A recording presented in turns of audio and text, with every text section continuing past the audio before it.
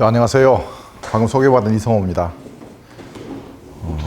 요새 수소 경제가 핫한 이슈가 된 것 같아요. 오늘은 1시간인가요? 총 2시간입니다. 총 2시간인데 제 강의는 1시간. 예. 예. 아, 예. 하여튼 제가 마스크를 벗고 시작하겠습니다. 의사 전달을 정확하기 위해서. 아.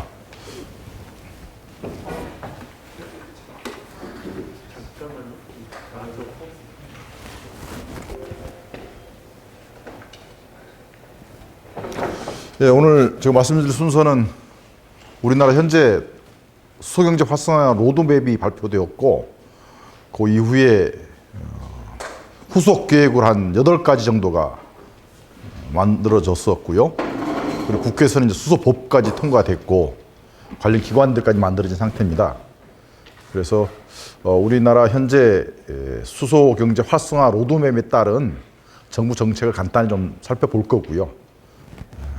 그 뒤로는 수소의 생산, 그 다음에 운반하고 저장하는 기술, 그리고 이용하는 것, 이런 내용들을 좀 살펴보도록 하고, 그 속에서 이제 제가 여러분들한테 드릴 말씀을 계속 전달하겠습니다.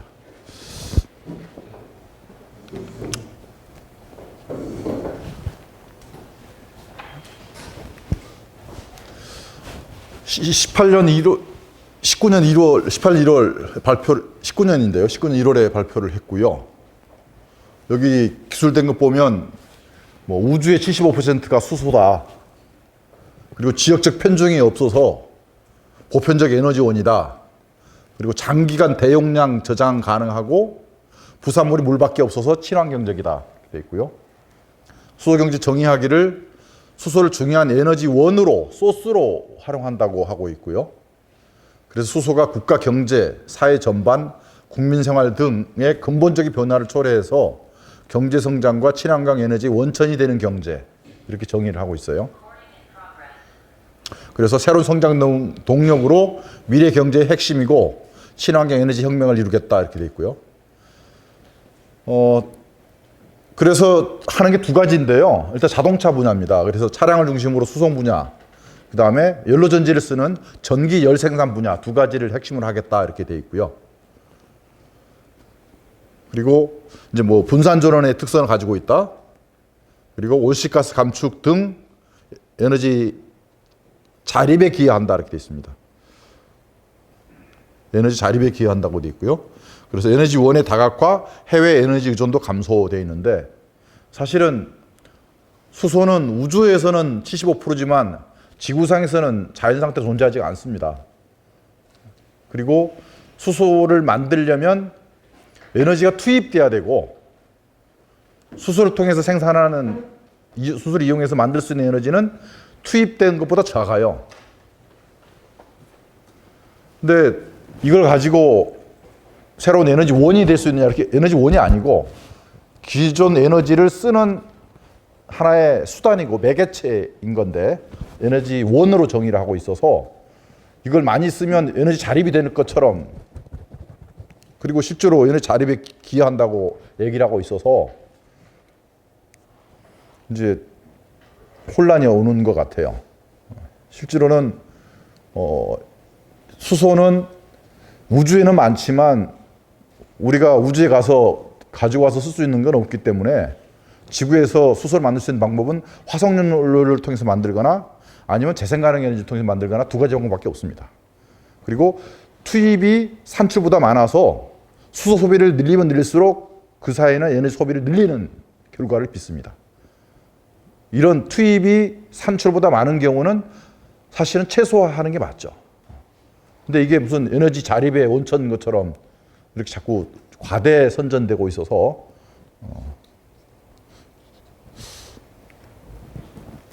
이제 이게 목표 논도인데요. 여기 보면 수소차하고 연료전지 2가지로 되어 있습니다. 현재 상태 22년도 목표, 그 다음에 여기 40년까지 장기 목표인데요. 지금 한 9,000대 정도 온 것 같아요, 수소차는요. 근데 22년도에 뭐 6만 7천 대 내수한다는데 지금 가능할지 모르겠어요. 내년 내후년인데 어려울 것 같고요. 수소 경제 로드맵을 2005년도에도 발표한 바가 있습니다. 그때 제가 에너지공단의 신재생에너지센터 소장하고 있을 때고 요 로드맵 만들 때 일선 책임자 기억이었죠. 그 기억에 따르면 2020년도, 21년도는 200만 대의 수소차가 있어야 돼요. 그러니까 그때 했던 거를 기간만 연장했을 뿐 사실은 이게 안 되고 있는 건데 지금도 전 세계적으로 수소차는 제일 큰 시장이 대한민국 시장이죠. 우리 정부 예산에 의존하는. 그리고 거기서 사용하는 수소는 화석연료 생산하는 온실가스 다 배출하고 만들어진 수소 이거예요. 그러니까 그런 것은 석탄 전기도 깨끗해요. 그건 물도 안 나오죠. 석탄으로 전기를 만들 때 배출하니까 문제가 되는 거죠. 화석연료로 수소 만들었으면 화석연료에서 수소 만들 때 다 오염물질 다 배출해놓고 온실가스를 비롯해서 나왔을 때 깨끗하다고 하는 거는 그거는 깨끗한 에너지가 아니죠. 근데 어떻든 이 수소차 연료전지 마찬가지입니다. 연료전지 통해서 만드는 것이 전기와 열이에요. 전기와 열은 현재 발전소에서 가스 복합 발전소의 전력 변환 효율이 60% 정도 됩니다. 연료전지 발전은 한 반절 정도 돼요.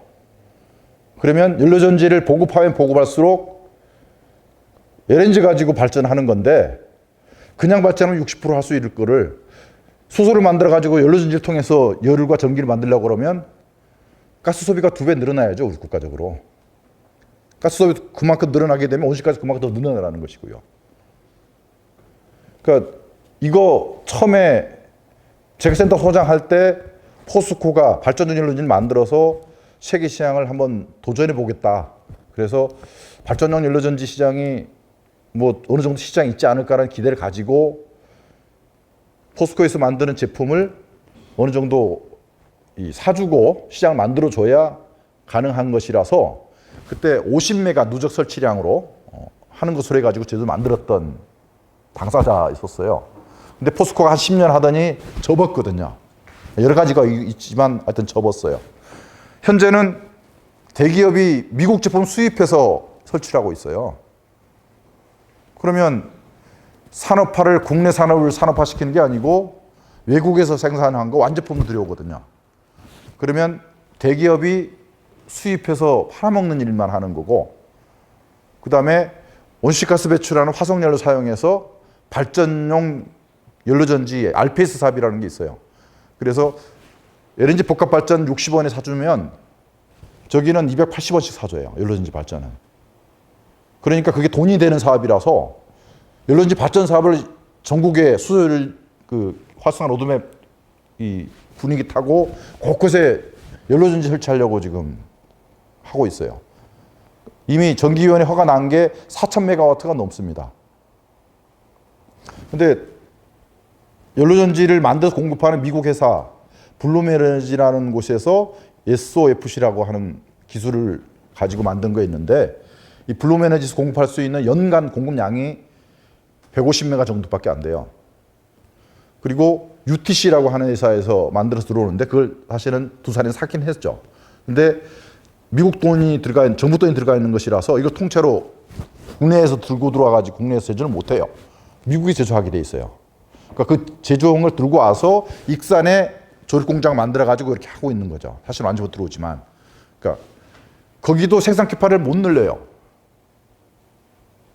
우리의 정책이 지속 가능하다고 보지 않아서 서로 달라고 하지만 생산 캐파를 늘려서 수급을 맞췄다가 그 정책이 사라지면 해결 방법이 없어서 이거 몇 년째 계속 우리나라 여러 사업 주체들이 살려고 하지만 못 늘리는 상황이에요.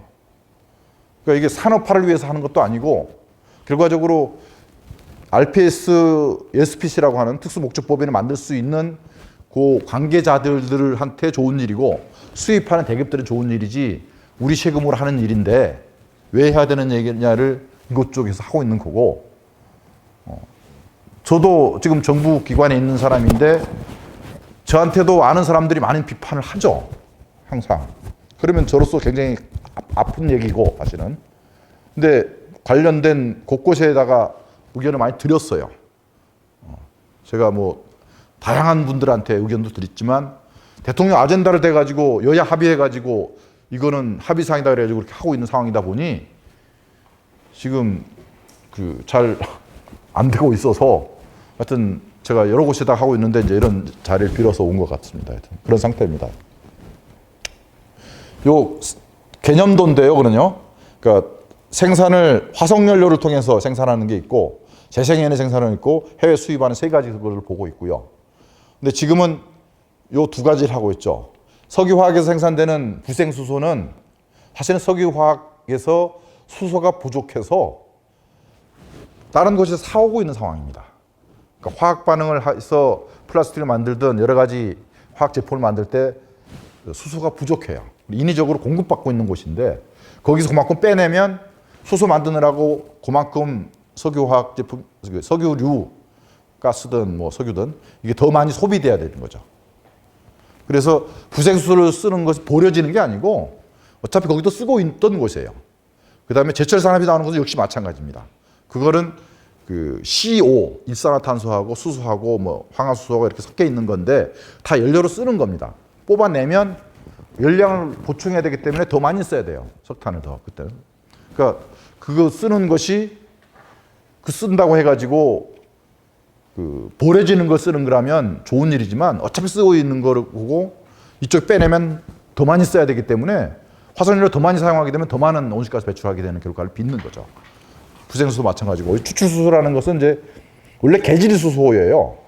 추출은 물리적인 추출이고 개질은 화학적인 반응을 통해서 만드는 게 개질인데 이건 이제 개질이라는 게 어감이 안 좋다고 그래가지고 이제 추출이라고 바꾼 건데 어쨌든 천연가스하고 수증기하고 외부 에너지가 들어가서 수소를 만들어서 쓰는 거 이걸 얘기하는 거고요. 그다음에 태양광 풍력 가지고 전기 분해하는 거 이렇게 있습니다. 근데 이 재생에너지에 대해서는 여야가 뭐 쟁점이 돼 있어서 못 하고 있고 이 화석연료급만 하고 있는 상황이 됐죠. 그런 상태입니다. 그리고 저장, 수소, 운반하는 거, 파이프라인, 가스 파이프라인 쓴다고 하는데 가스 파이프라인은 같은 그 질량일 경우에 이 LNG가 메탄 주성분인데 메탄하고 수소하고 봤을 때 수소의 에너지가 2.4배 더 많아요. 같은 질량일 때. 근데 같은 부피일 때는 수소가 3.3분의 1밖에 안 돼요. 3배도 안 돼요. 3분의 1도 안 돼요. 그래서 기존의 가스 배관망을 그대로 쓸 경우에 전달할 수 있는 양은 3분의 1도 안 되는 거죠. 근데 또 그런 문제가 있어서 그 다음에 튜브 트레일러나 탱크로리로 움직이더라도 운반하면서 이게 로스가 생깁니다. 뭐 저기 LNG 메탄도 로스가 생기지만 수소는 훨씬 더 많은 로스가 생겨요. 그래서 수소 산업협회에서 200kg 이상을 그 탱크로리로 운반하는 거는 비경제적이라 현지에서 생산해 쓰는 게 맞다 이렇게 얘기를 하고 있어요. 근데 어떻든 뭐 이런 방법이 있는 거고 그다음에 용도 수송용 아까 자동차용 얘기하는 거죠. 수송용에는 뭐 자동차도 있고 배도 있고 비행기도 다 있을 수 있는데 수송용. 그다음에 가정에서 쓰는 열과 전기를 이 열로 수소로 하겠다. 저는 이게 별로 바람직하지 않다고 생각하는데 하여튼 그다음에 전기 생산하는데 수소를 하겠다. 이게 사실은 웃으시지만 제가 봐도 웃겨요. 그러니까 태양광 풍력으로 만든 전기를 배터리로 저장하면 될 일을 굳이 수소를 만들어 가지고 저장도 운반도 어려운 수소를 만들어서 다시 그걸 전기를 만든다. 이게 뭔가 좀 바로 갈 거를 돌아가는 일이잖아요. 하여튼 뭐 발전하겠다. 그 발전도 연료전지가 있고 수소 터빈이라고 하는 가스 터빈이라고 하는 거기에 이제 혼소할 수 있고 수소만 쓰는 수소 전소 엔진 두 가지가 있는데 어떻든 뭐 가스 터빈에 활용해서 쓸 수 있다. 요 정도가 돼 있어요. 근데 지금 전 세계가 이제 수소 관심을 많이 받고 투자하고 있는 거는 이 분야도 있지만 주로는 산업용입니다. 그러니까 세계적으로 수소 생산을 위해서 배출하는 온실가스가 너무 많아서 그걸 줄이기 위해서 수소를 화석연료에서 하지 말고 이제 재생에너지가 싸지고 경제적이 됐으니 재생에너지를 통해서 수소 생산하면 온실가스 배출 안 하니까 그거 하자는 거거든요. 그리고 수소가 주로 어디서 쓰느냐? 저기 석유화학에서 써요. 석유화학에서 50% 이상 써요. 그 다음에 한 40% 가까이 쓰는 게 그 암모니아 만드는 데 써요. 그 수소의 그 80%, 90% 정도 되는 것이 다 그 리파이너리, 석유화학산업하고 그 비료도 만들죠. 암모니아 가지고. 어떻든 이 암모니아 제조하는데 대부분 써요. 요걸 하는데 전 세계적으로 뭐 수소 소비가 7천만 톤인데 그를 생산하는데 배출하는 이산화탄소는 8억 3천만 톤이에요. 그러니까 11배가 많죠. 그러니까 그 정도를 배출하니까 이걸 줄이려면 재생에너지 수소를 하자 해가지고 하고 있는 거고, 두 번째로는 기존에 수소를 안 썼던 곳에 수소가 필요해요. 화석연료 그 이산화탄소 배출 줄이기 위해서. 이게 뭐냐면 제철 산업이에요.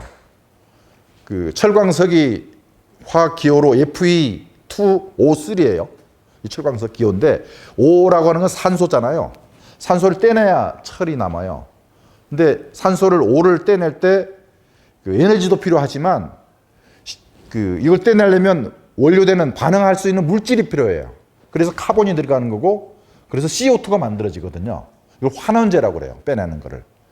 근데 CO2가 문제가 되니 수소를 넣으면 H2O가 만들어지니까, 그러면 제철 산업에서 발생하는 CO2를 에너지도 수소로 공급하고 거기 쓰는 환원제도 수소로 하게 되면 지금 전 세계 그 온실가스 배출량의 한 7% 정도가 이 제철 산업에서 발생하고 우리나라에서는 13% 정도가 제철 산업에서 발생해요. 그러니까 그거를 수소를 만들어서 공급하면 온실가스 줄일 수 있는 방법이 되는 거죠.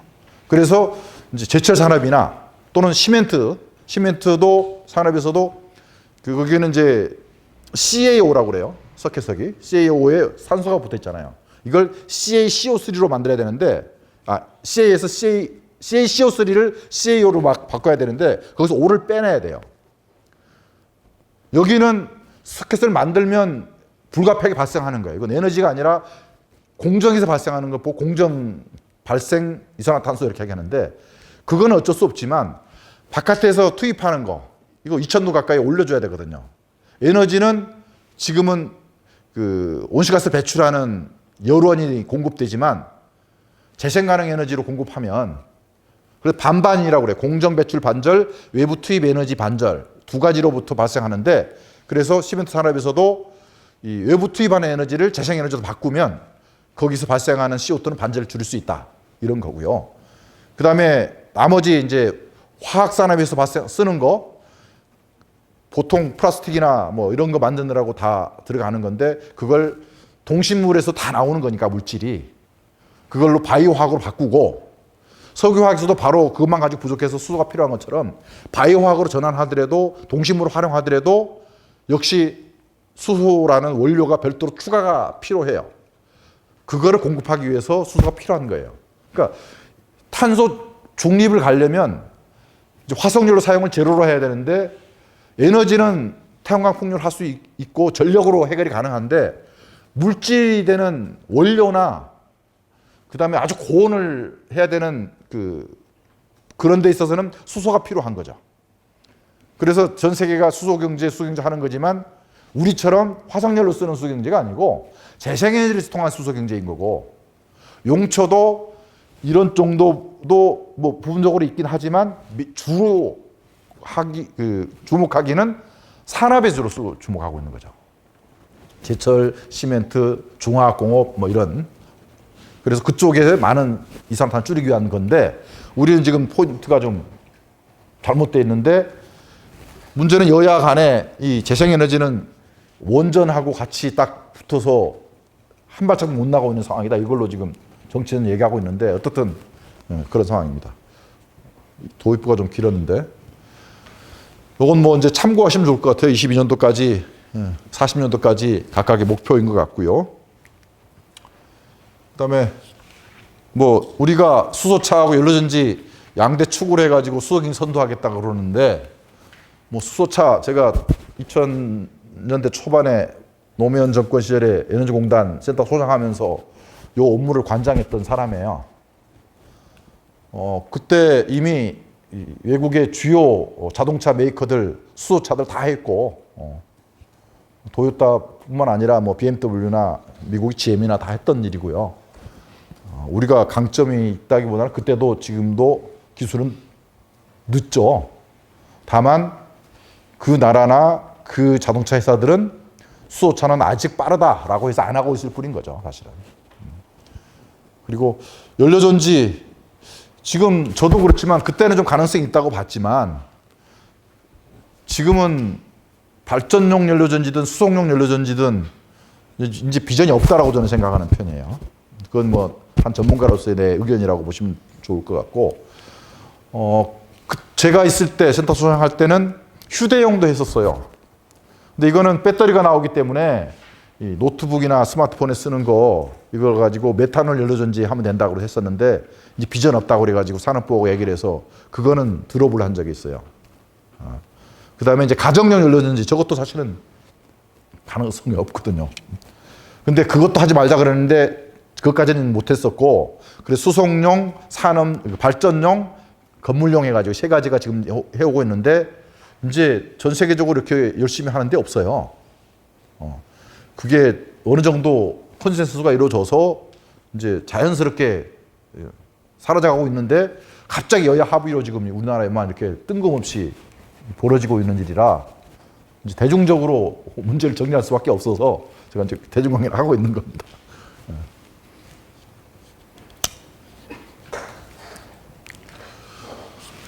참고로 찾아봤는데 이 올해 예산만 8,244억 원이에요. 이게 뭐 여러 가지로 산업부, 환경부, 국토부, 과기부 이렇게 있고요. 그다음에 재생에너지 전담하는 뭐 기관이나 뭐 태양광이든 풍력이든 없지만 뭐 신재센터가 있어가지고 뭐 일부 하는데 이렇게까지 세분화 있지 않은데 하여튼 여기는 이렇게 세 개 기관 해가지고 해마다 이런 예산이 지원되더라고요. 그리고 수소경제의 수용성을 높이기 위해서 홍보비도 있고 근데 아직 재생에너지 홍보비는 없거든요. 그래서 참고 삼아서 정리해 봤고요. 그 다음에 올해 3월 2일 날 정세균 총리 주재로 수소위원회 개최하고 보도자료 나온 거예요. 그래서 여기 한 거는 우리나라 기업들도 이렇게 투자를 하고 있더라 하는 얘기를 좀 하고 싶었고요. 근데 투자 내용이 글로벌로 필요하고 글로벌로 하고 있고 그다음 탄소 중립을 위해서 하고 있는 게 아니고 주로 화석연료 쪽에 투자를 하고 있어서 이거 자초자산 가능성이 있어서 사실은 좀 걱정이 되는 바고요. 그다음에 이제부터가 이제 재미없는 딱딱한 과학적 그런 얘기인데요. 수소는 아까 말한 대로 그 뭐 석탄, 석유, 가스처럼 1차 에너지 원전이 아닙니다. 그리고 바람이나 자연을 활용해서 에너지 만드는 1차 에너지 원 소스가 아니에요. 기존의 이 새로운 1차 에너지를 가지고 만들어지는 2차 에너지입니다. 화석연료나 재생에너지를 통해서 만들어지는 2차 에너지원. 그래서 이것 통해서 바로 자기가 쓰는 것도 아니고 매개하는 거예요. 전기나 열을 생산하는데 매개만 할 뿐이에요. 그래서 에너지 캐리어라고 합니다. IEA도 그렇고 미국의 DOE도 그렇고 수소 자체를 에너지 원이라고 안 해요. 에너지 소스라고 안 해요. 에너지 캐리어입니다. 그런 거고요. 자연 상태 존재하지 않고 물이나 뭐 탄소, 질소의 화합물로 존재하죠. 만드는데 반드시 에너지가 투자돼야 되는 거고. 그래서 여기 뭐 IEA도 이렇게 하고 있다는 거 있고 연료전지는 뭐 전기를 생산하는 기기고 뭐 수소는 가연성 물질이고 물에 녹아가지고 산성의 특징이 있고요. 그 다음에 무색 무취해서 보이지가 않아요. 불꽃도. 그리고 이 대기 중에 농도가 4%에서 75% 사이에 있으면 자연 발화합니다. 밖에 있으면 보이지도 않는데, 그래서 충전소 만들면 이 위에 오픈 스페이스로 만들어요. 항상요. 지하에다가 했다가는 안 되니까. 그래서 어떻든 4에서 5 자연 발화가 되고, 액화하는데 마이너스 253도예요. 거의 절대 온도 가깝죠. 그 다음에 몰 용량이라는 게 우리 물을 1g을 1도 올리는데 들어가는 에너지가 1칼로리예요. 1칼로리인데, 그러니까 온도가 1도 올라가면 그만큼 에너지가 더 있어야 되죠. 100도까지 올라가면 100칼로리가 필요하겠죠. 100도의 액체를 100도의 기체로 만들려고 하면 520칼로리인가 뭐 500 그 조금 차이네요. 530요 사이에 칼로리가 필요해요. 그러니까 기체가 액체가 되는데 그만큼 기화율이라고 그래가지고 많은 에너지가 필요하죠. 수소를 액화하는 건 똑같아요. 액화하려고 그러면 기체를 액체로 만들기 때문에 자기가 가진 에너지를 엄청난 양을 버려야 액화가 되는 거죠. 그래서 액화를 하게 되면 그 자체로 에너지를 30에서 40%를 없애게 되는 거가 돼서, 액화는 정말로 불가피하지 할 때만 하는 거예요. 수소를 액화해가 저장하면 뭐 부피가 줄으니까 좋다고 하지만 그 많은 에너지를 버리면서 그렇게 할 이유는 없는 거거든요. 그래서 하여튼 그래서 그 얘기 때문에 내가 이 발열량, 그 다음에 열 용량이라고 하는 뭐 어려운 옛날 화학 시간에 배웠던 거 얘기고, 그 다음에 수소가 산소하고 반응하면 나오는 게 열이거든요. 이게 산화한다고 얘기하는 거고, 연소한다고 그러죠. 연소할 때 발생한 열을 쓰는 건데, 그거는 이제 각 물질별로 정해져 있어요. 이거는 이제 286kJ 이런 게 메탄, 뭐 휘발유, 그다음에 그 메탄올, 에탄올 각각 달라요. 그런 게 있는 거거든요. 그래서 수소 1kg의 에너지 함량은 143메가줄이고 킬로와트-아워로 환산하면 대략 한 40kWh 정도 된다 이거죠.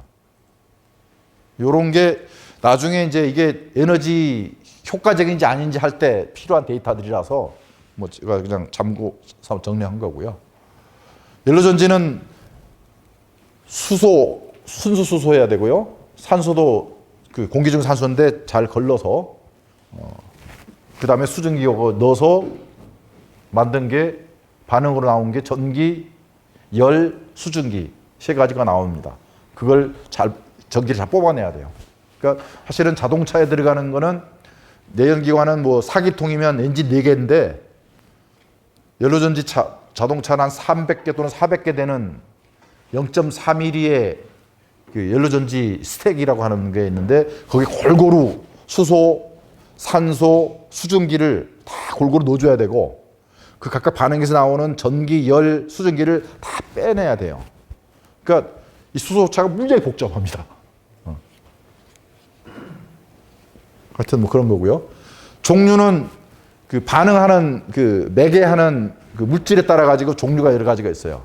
그래서 지금은 이제 SOFC 고체 산화물 연료전지 이렇게 얘기하는데 요게 이제 블룸 에너지 SK가 수입하고 있는 거고 몰튼 카본 요건 그 용융 탄산염 연료전지 이렇게 얘기하는 건데 포스코에서 이걸 하다가 이제 접은 게 이거고요. 요거는 이제 시장이 사라지는 것 같고요. 요거 팸이라고 하는 거는 고분자 연료전지라고 하는데 자동차용이에요. 상온에서 껐다 켰다 할 수 있어서 자동차용 유일하게 쓴 게 이거예요. 요 위에 거는 발전용으로 쓰이는 거고, 왜냐하면 가동하는데 한 2시간, 3시간씩 걸리니까 자동차를 가동하는데 2-3시간 걸리면 안 되잖아요. 그런 거고, 요거 이제 두산에서 그 PAFC라고 하는 인산염 연료전지라고 하는 이거 하고 있고, 근데 효율이 각각 다르죠. 요게 한 53% 정도 되는 것 같고요. 자기들 수입할 때 나오고 보면 여기 한 40% 정도 된다 그래요. 어떻든 기술별로 차이가 있습니다. 전기 전환하는 효율. 수소가 전기로 전환하는 효율입니다. 그래서 LNG가 전기로 전환하는 효율이 아니고 LNG를 수소로 만드는 효율은 한 70% 됩니다. 그리고 그 수소가 또 전기가 가는 효율이 만큼인 거예요. 그래서 효율을 할 때 전체 시스템 효율인지 그 반응 과정만의 효율인지 항상 얘기를 들을 때 그걸 분리해서 들어야 오해가 없어요. 그렇고요. 아까 이제 같이 샀을 배주체일은 생산하는 거, 그레이 수소, 그린 수소 이거 있고 압축 저장, 이용 이거 있고요. 아까 개념도는 있었으니까. 수소는 뭐 여러 가지로부터 유기 화합물은 다 수소를 함유하고 있죠. 그러니까 거기서 다 가능은 하죠. 근데 뭐 지금은 바이오 가지고 바이오가스도 발생하는데 거기는 안 하고 우리는 주로 화석연료에서 주로 하죠. 수소 생산하는 거 바이오매스로도 하고 광분해 뭐 빛을 받아서 바로 한다. 근데 효율이 너무 낮아가지고 열분해는 뭐 원자력 고온 가지고 열분해 한다고 하는데 이거 몇십 년 동안 R&D 해온 건데 지금 또 이 탄소가 중요해지니까 또 각국에서 하겠다고 하고 있는 건데 안 될 걸로 보고 있는데 하여튼 R&D는 한다고 하니까 하고 있는 상태고요. 생물학적 분해 효소가 뭐 작용을 해서 수소 만들 수 있다는 건데 아주 미미한 양이라서 대량으로 못 써서 그렇고 주로 쓰는 게 이제 수증기 메탄 계질이죠. 우리나라 수출이라고 하는 거 이런 건데 어떤 CH4 가스의 주 성분이 이겁니다. 메탄이고 물하고 열하고 들어가게 되면 이런 반응을 통해서 만들어지고요. 변환 효율이 65에서 75%, 그래서 70% 정도 봅니다. 너무 어려운 얘기 나오죠. 하여튼 뭐 에너지 효율을 할 때 그 효율이 뭐냐? 총 투입되는 양이 있고 투입되지만 그 열로 바깥으로 버려지거나 뭐 소리도 에너지 일종이니까 버려지거나 하여튼 뭐 버려지는 거 빼고 사용 가능한 에너지를 효율이라고 그래요. 그래서 총 에너지 투입 대비 사용 가능한 에너지를 에너지 효율이라고 이렇게 얘기하는 거고 그리고 그 에너지 할 때는 여러 가지가 있죠. 열도 있고 그다음에 바깥으로 새나가는 것도 다 포함한 토탈을 얘기하는 거고요. 그다음에 요것만 보면 될 것 같아요. 여기 수소의 몰당 칼로리랑 메탄의 몰당 칼로리랑 요게 있고요. 요 숫자가 요 D 때문에 한 건데 메탄 계질이 그 LNG에서 수소 만드는 과정이 CH4가 물을 2개 분자하고 합치면 4개의 수소 분자가 만들어져요. 그러면 이게 없으면 원래 그 CH4의 에너지 함량이 이거거든요. 그 다음에 수소의 에너지 함량이 이거기 때문에 메탄 하나에 수소 4개가 만들어지는데 수증기가 들어가가지고 그러면 에너지는 물은 제로거든요. 그걸 바깥에서 투입되지 않으면 1.29가 나올 수가 없죠. 그러니까 0.29는 요것에 해당되는 거는 메탄을 소비해서 태워서 요걸 만들어줘야 돼요. 그래서 사실은 이거는 뭐 변할 수가 없는 거라서 그 메탄을 개질해서 결국 30% 29%를 바깥에서 투입해 줘야 되는 거라서 효율이 좋을 수가 없죠.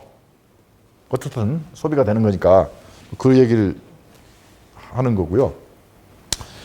그다음에 요거는 이제 요 사람들의 자료인데 그 풍력 전기로 통해서 수소를 만들었다가 이게 이제 풍력 전기로 여기 이제 전기 분해하는 건데 전기 분해 효율을 0.7, 70%라고 보고 그다음에 이거는 부피가 너무 크기 때문에 압축해서 저장해야 돼요. 압축 저장하려고 그러면 효율이 0.9 정도 보는 거고요. 그다음에 여기 연료전지 효율을 47% 보면 전체 시스템 효율은 0.30이 나오더라 얘기입니다. 그러니까 LNG 가지고 가스 복합하게 되면 효율이 발전이 60%인데 뭐 개질하게 되면 이렇게 떨어지는 거나 마찬가지로 수준에 하더라도 효율이 여기 0.7이나 뭐 가스 가지고 0.7이나 마찬가지잖아요. 나머지 과정은 똑같으니까. 그래서 가스 가지고 연료전지 발전하게 되면 국가적으로 손해다. 제가 주로 쓰는 설명 자료라서 이렇게 가져온 거고요. 이게 이제 세계 에너지 기구라고 하는 IEA의 자료인데요. 이게 재생에너지 전기 가지고 100이 전기 분해하면 이렇게 되고 사실은 73%도 많이 잡은 거죠. 지금은 58%예요. 현재 기술 발전하면 뭐 73%까지 갈 수 있다고 한 얘기고 어떻든 전기 분해하게 되고 이걸 압축 안 하면 공기 좀 날아가니까 쓰려고 하면 압축해야 되고, 요거 효율도 뭐 아까는 89%는 91을 본 거고, 그 다음에 이 변환 효율, 연료전지 효율 이렇게 보게 되면 결과적으로 100이 29가 된다 이거예요. 이렇게 이런 과정을 거치면 29가 된다는 거죠. 그 다음에 이거 이제 여기는 파워 투 파워라 그래가지고 가스 터빈 돌려가 가는 거는 26 되는 거고, 여기는 이제 메탄을 만들어서 수소가 저장이 어려우니 장기 저장하려고 그러면 메탄을 만들어서 하자 하는 얘기가 있어요. 그럴 경우에는 더 줄죠. 그만큼 변환 한 번 더 하니까 준다는 얘기고, 그 다음에 연료를 만드는 거, 그러다가 다시 가는 거, 이것도 마찬가지예요. 그래서 사실 30% 이하예요, 다 효율 자체가. 그래서 전기가 있으면 전기 배터리 저장하면 그래도 뭐 8, 90%는 다 나오잖아요. 근데 굳이 수소를 만들어 쓰는 것이 왜 그래야 되는지 뭐 이런 의문을 제기하는 보고서인데, 이것도 제가 아니고 세계 에너지 기구라는 곳에서 한 거고요. 그리고 여기는 이제 지멘스가 한 거예요. 18년도에 지멘스가 한 건데, 풍력 전기 가지고 전기를 유선으로 선으로 직접 연결하는 효율이 제일 좋아요. 그래서 자동차 시내 버스는 트램이라고 하잖아요.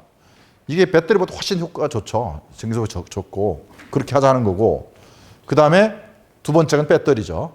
수소는 30% 이하인 거고요. 파워 투 가스 쪽 하는 거, 우리 파워 투 엑스라고 무슨 또 요새 R&D 한다고 많이 하는데, 하면 할수록 전환을 더 많이 하고 저장 기간이 길어지고 하기 때문에 효율이 떨어지는 거죠. 이게 이미 다 나와 있는 거죠.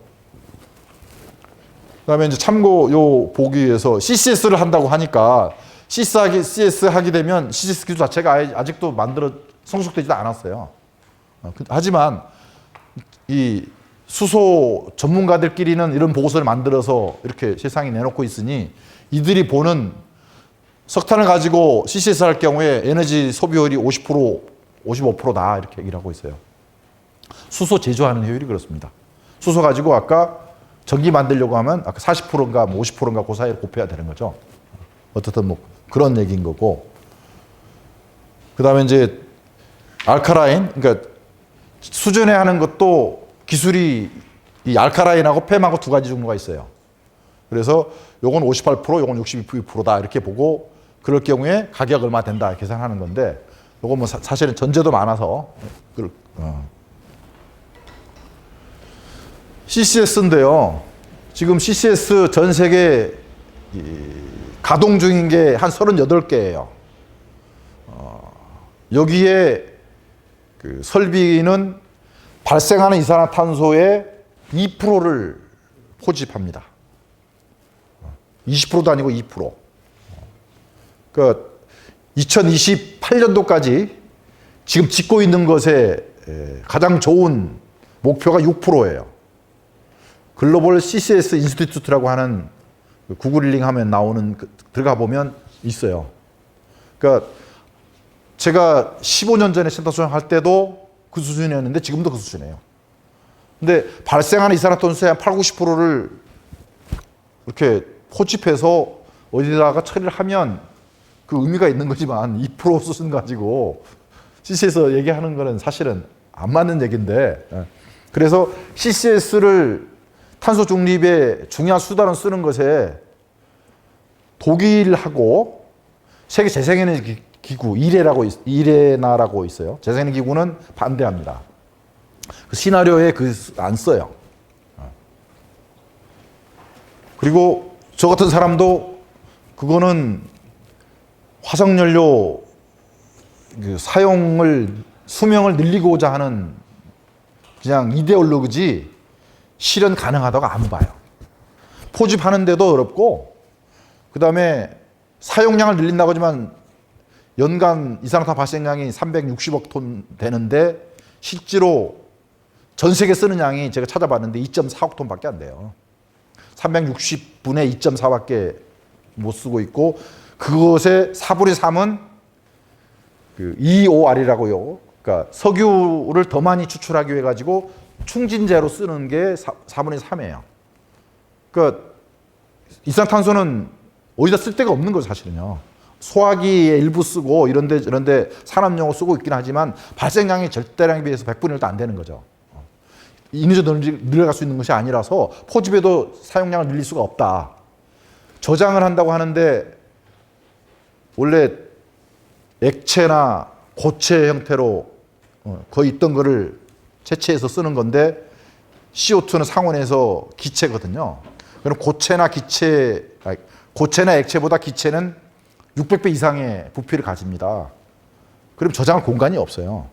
그래서 나온 얘기가 액화해서 넣는다고 하는데, 근데 지중에는 지중열이라는 게 발생을 해서 액화하려면 마이너스 79도 이상으로 있었어야 되는데 마이너스 79도 이상으로 유지할 방법이 없잖아요. 그리고 충진제로 그 EOR이라고 해가지고 그 석유 더 추출하기 위해서 충진제로 써서 그걸 저장이라고 얘기를 하고 있어요. 지금 여기 사람들은. 근데 그거는 제가 생각하기에는 대부분이 새 나오지 않을까? 이런 생각을 하고 있는 거고요. 근데 그것 보고 저장이라고 하고 있는 것도 웃기는 거고. 그래, 하여튼, 근데 뭐 이거 제 얘기가 아니고, 실제로 이렇게들 다들 보고 있어서, 이렇게 제가 같이 그냥 이런, 사이트를 이렇게 적어 온 거고요. 하여튼 뭐, 요런 문제점들이 있다라는 거를 제가 정리를 해 놨거든요. 그래서 참고하시면 좋을 것 같습니다. 이것도 CCS의 과제로, 하여튼 탄소 분자량이 10인데 이산화탄소는 44라서 탄소 분자 하나당 이산화탄소 분자 하나씩 만들어지니까 그 질량은 12분의 44를 곱할 수밖에 없어요. 그러면 석탄이 뭐 90%인, 그러니까 탄소가 90%인 석탄이 들어오게 되면 거기에 12분의 44를 곱한 값이 이산화탄소의 질량이 되는 거죠. 그럼 한 5배 정도 질량이 커져요. 그러니까 석탄 광산에서 석탄 소비지까지, 석탄 발전소까지 그 1톤이 와서 이산화탄소는 2.5톤이 만들어진다고 봐야죠.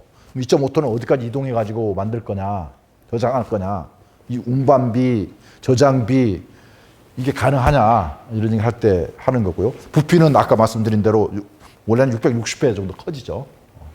그래서 쉽지 가능하지가 않다. 그리고 캡처하는데도 발생하는 양이 그렇게 많지만 발전소에서 나가는 거, 석탄 발전 나가는 거, 거기 이산화탄소 그 함량이 10% 정도 내외라고 그래요. 근데 초속 한 20-30m 된다고 하는데 뭔가에 컨택을 해야, 접촉을 해야 그걸 포집을 할 텐데 설비를 만들기 어려워서 기껏해야 2%에서 6% 캡처하는 건데 그걸 통해서 우리 탄소 중립을 하겠다고 하는 게 말이 되느냐, 이런 얘기 하고 있는 거고요. 하여튼 뭐 여기 제가 그동안에 여러 자료 가지고 계속 모았던 거 정리해 놨으니까 나중에 참고하시면 좋을 것 같아요. 뭐 영국 가든지도 이렇게 비판하고 있어요. 그러니까 우리가 해야 될 거는 재생에너지를 확대하고 거기 남는 거 가지고 수소 만들어서 수소 아니면 안 되는 곳에 써서 이산화탄소 줄일 생각을 해야지. 전기에 얼마든지 이 재생 가능해져 만들 수 있고 열 만드는데 그걸 만들기 위해서 수소를 쓸 이유가 뭐 있느냐, 이런 얘기고요. 결국은 뭐 여기도 똑같이 얘기한 것처럼 수소에 대한 환상은 주로 석유와 가스회사로부터 제기된다. 이들의 수명 연장 수단이다 얘기입니다. 여기도 하는 얘기가.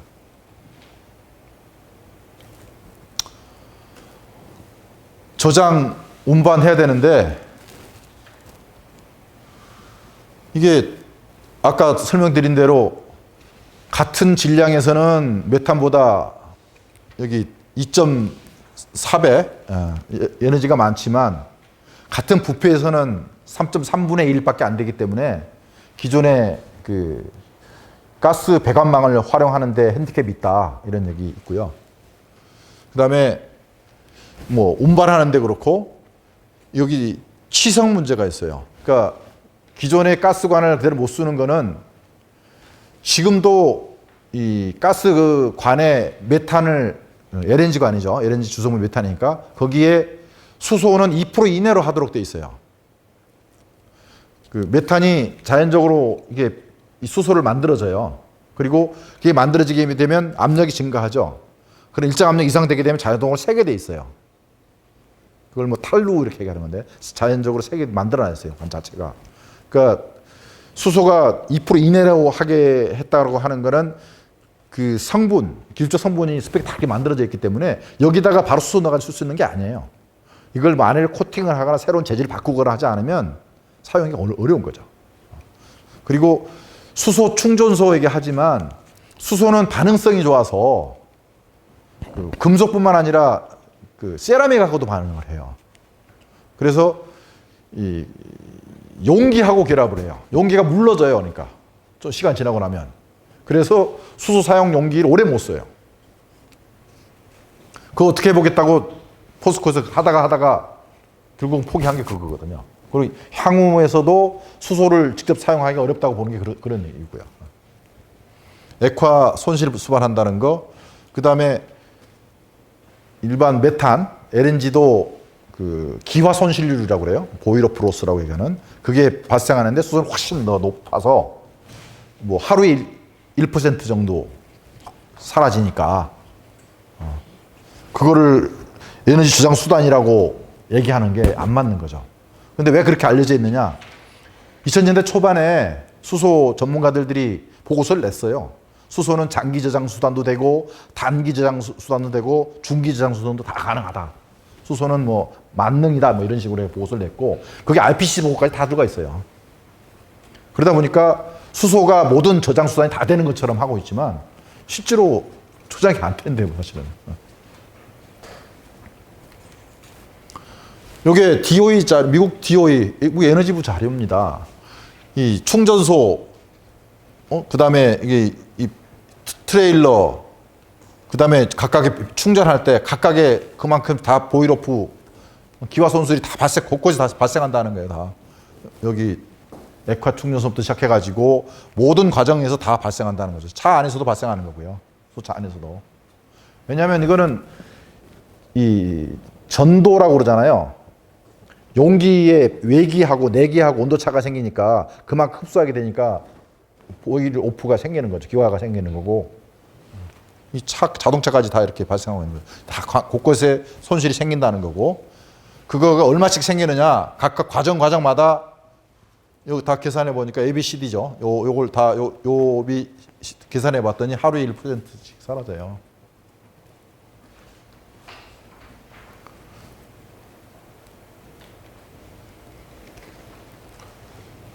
이제 왜 생기는지에 대한 설명이죠. 액화 수소는 1에서 3%입니다. 1에서 3%. 이것도. 근데 뭐 그냥 1%로 해도 되고. 이런 상황입니다.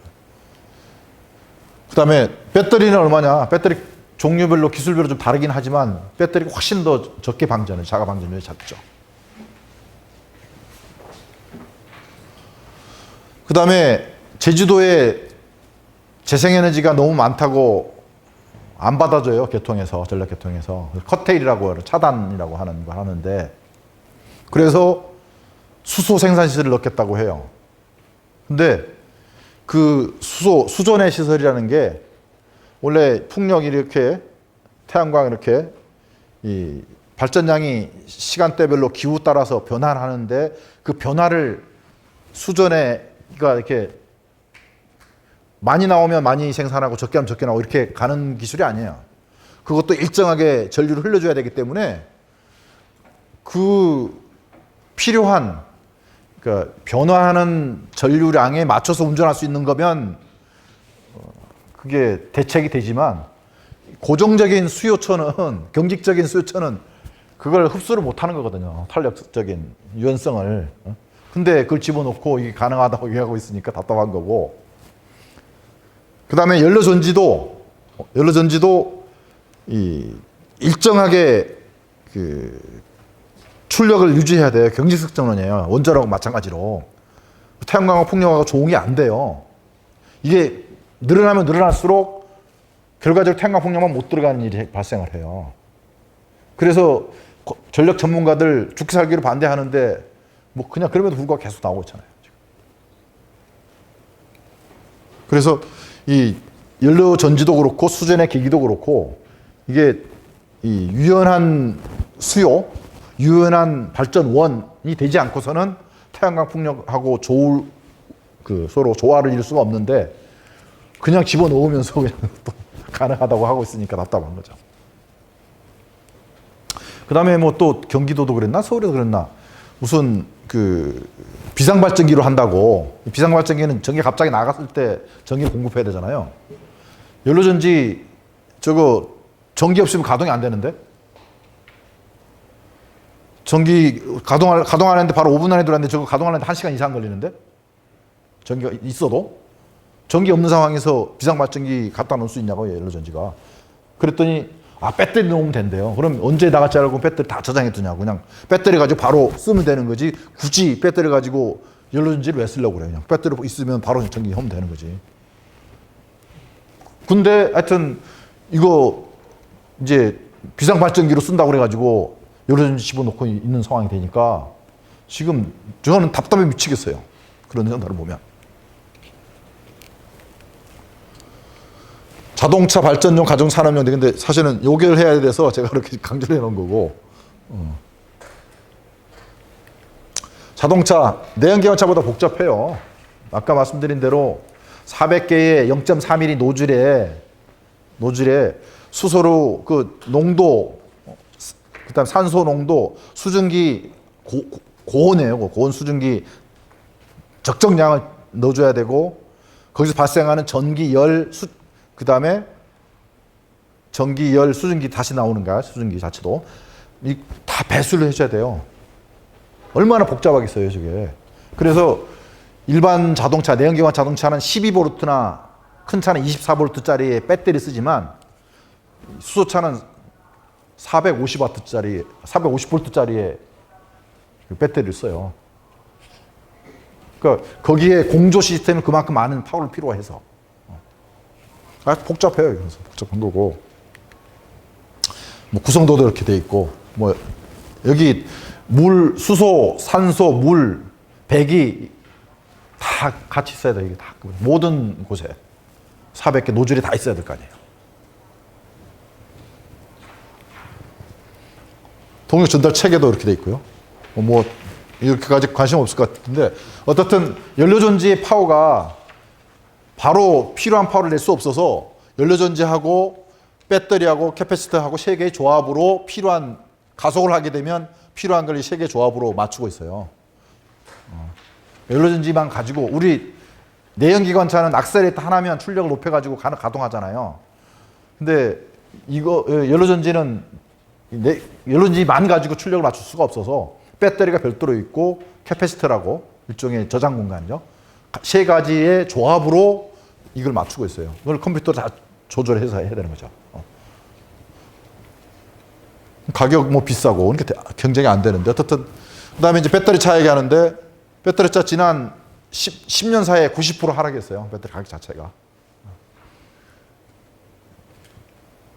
그다음에 전기차 이렇게 늘어나고 있고 근데 뭐 수소차는 거의 뭐 안 보이죠. 안 보여요. 근데 어쨌든 국가 세금으로 하고 있는 거죠. 뭐 수소 전문가들이 자기들이 만든 자료인데 여기 이제 요 연료전지 가격 구성이 어떻게 되는지 한번 보시라고 수소 탱크, 배터리 뭐 다 들어가 있잖아요.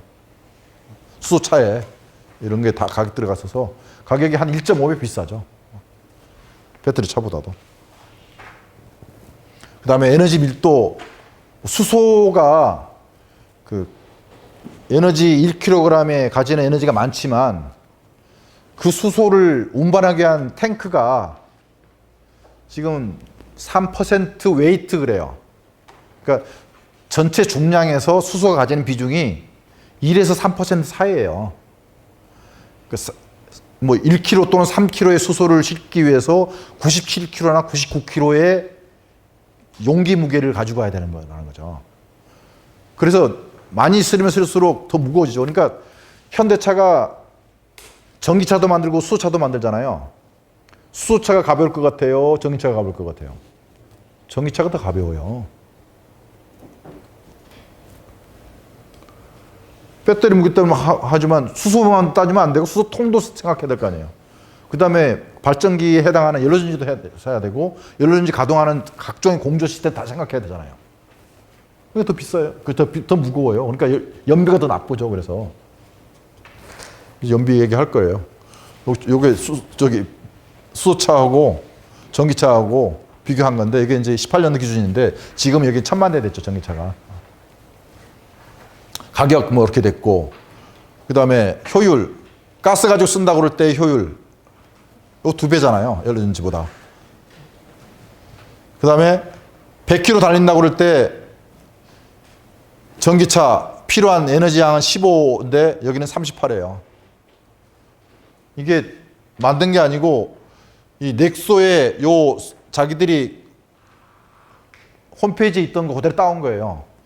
요만큼의 그 수소 가지고 요만큼 간다. 요만큼의 전기 가지고 배터리 가지고 요만큼 간다. 나눠 보면 전기차가 일반 전기차보다 연료전지차라고 그러죠. 연료전지차가 전기차보다 에너지 소비율이 훨씬 나쁜 거죠. 2배 이상 나쁜 거죠. 근데 수소차가 효율적이라고 얘기를 하고 있잖아요. 요건 또 제가 딴 데다가 냈던 건데 똑같은 얘기입니다. 이게 저도 이런 보고서를 냈지만 뭐 저와 비슷한 사람이 뭐 미국이나 유럽이나 뭐 딴 나라도 많아가지고 많이 나왔습니다. 이런 것도. 근데 발전형 연료전지입니다. 아까 뭐 설명드렸지만 이 고정적인 출력, 경직성 전원이라는 거, 그리고 아주 복잡하죠. 이 스택에 각각의 수소, 산소, 수증기를 다 넣어줘야 되기 때문에 복잡한 거고, 여기 보면 가격도 이 물탱크 가격, 주변 가격이 굉장히 비싸죠. 스택보다도. 연료 정제, BOP 가격 이런 등이 주변 기기 가격이 훨씬 비싼 거죠. 스택만 중요한 게 아니고. 그리고 문제는 연료전지에는 제일 큰 문제가 백금을 써요. 백금. 가장 희귀 원소인 백금을 쓴다고요. 그래서 이 대량 생산에 대량 공급하기도 어려운 거죠, 사실은.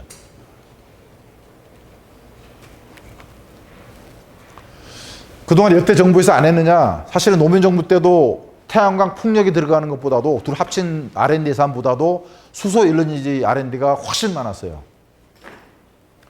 그리고 MB 정부나 박근혜 정부 때도 마찬가지였고, 근데 갑자기 수소 연료전지 나오게 되면서 몇 배 올랐어요, 또.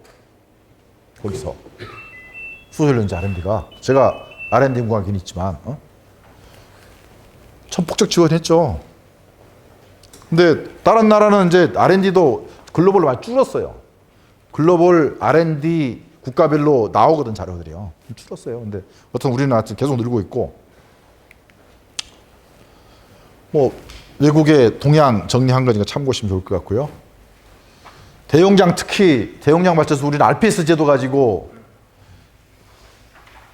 가스 복합 발전 60원 주면 전기 사는데 연료전지 발전은 뭐 170원, 180원 주고 사주니까 이런 제도 좀 빨리 없애자 얘기하고 있는데, 사실은 문재인 정부 초기에 없애기로 했었어요. RPS REC2를 1.5로 줄이기로 해서 REC 조정안이 나왔었는데, 환경부 쪽에서 폐기물 때문에 2개월 시간 끄는 사이에 누가 로비했는지 모르지만 여야 국회의원들이 합의로, 여야 합의 사항이라 그래가지고 원위시켜가지고 다시 살아났어요, 사실은요. 그리고 그 뒤에 대통령 아젠다로 이렇게 수소 경제 활성화 로드맵이 떨어져가지고 이렇게 더 커져 버렸고, 일이. 그거 뭐 관계자들이겠죠. 그를 통해서 이익 보는 사람들이겠죠. 그래서 연료전지 1기가와트 보급되면 얼마나 우리가 국민들이 부담하느냐, 추가 부담하는 게 얼마냐. 그 뭐 이용료 90% 계산하면, 그 다음에 REC 90원으로 계산하고, REC 2를 주니까 대략 1조 4천억 정도 나오더라는 거죠. 해마다 들어가는 비용이 국민 세금으로. 차라리 1조 4천억 하느니 그냥 한 5천억이면 풍력 뭐 감회사가 됐든 정말로 세계 주요 풍력 회사를 하나 사서 제대로 해도 되는데 이렇게 왜 해야 되느냐, 답답한 마음이고요. 19년 연료전지 발전량만 곱했더니 4천억이더라고요. 근데 20년에 21년은 설비가 좀 늘었을 테니까 5천억 가까이 됐을 것 같아요. 그러면 아까 21년도만 하더라도 8천억이 넘었잖아요, 정부 예산이. 여기 4천억이 넘으면 거의 뭐 1조 3천억 정도가 이쪽에 쓰고 있다는 얘기거든요. 탄소 중립이라는 엄중한 상황에서 답답한 겁니다, 사실은. 그 다음에 가정용 연료전지 자가용 쓰는 거, 여기 18년도는 2,700만 원 보조했는데요. 제가 국회에다가 저쪽 얘기해서 지난해에는 1,700만 원 줄었고요. 지금 좀 더 줄었을 거예요. 근데 일본은 요거만 하던 거 제로가 됐습니다. 보조금 없이 보급합니다. 근데 아직도 보급해요. 가정용 연료전지 대부분 일본 수입해서 국내에서 겉에 만들어서 납품하고 있는데 이것도 사실은 답답한 노릇이고요. 그 다음에 공공 건물은 1000스퀘어미터 이상의 신축할 경우에는 재생이 의무화가 돼 있어요. 거기에 태양광 풍력을 넣는데 한계가 있다 보니까 다 연료전지를 집어넣죠. 근데 연료전지는 신용만 하고 5년 동안 준공 후에 5년 동안만 문제 없으면 된다 그래가지고 거의 안 쓰죠. 그거 집어넣고 있어요, 지금. 그래서 어떤 데는 또 깡통이 들어왔다는 얘기도 해요. 그리고 5년 후에 주차장으로 쓰거나 사무실 용도로 쓰기 해가지고 설계할 때부터 반영한다고도 하고. 답답해요.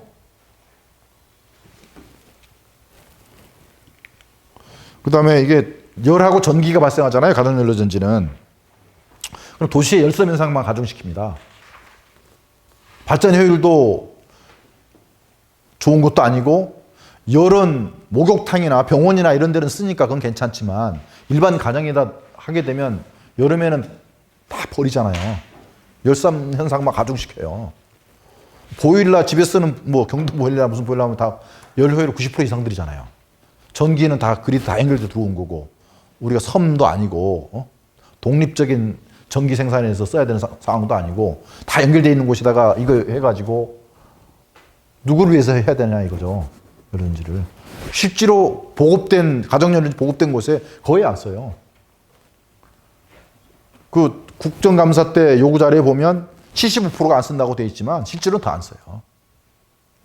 쓸수록 손해거든요. 가스 가격이 전기 가격 절약하는 것보다 더 많아서 안 써요.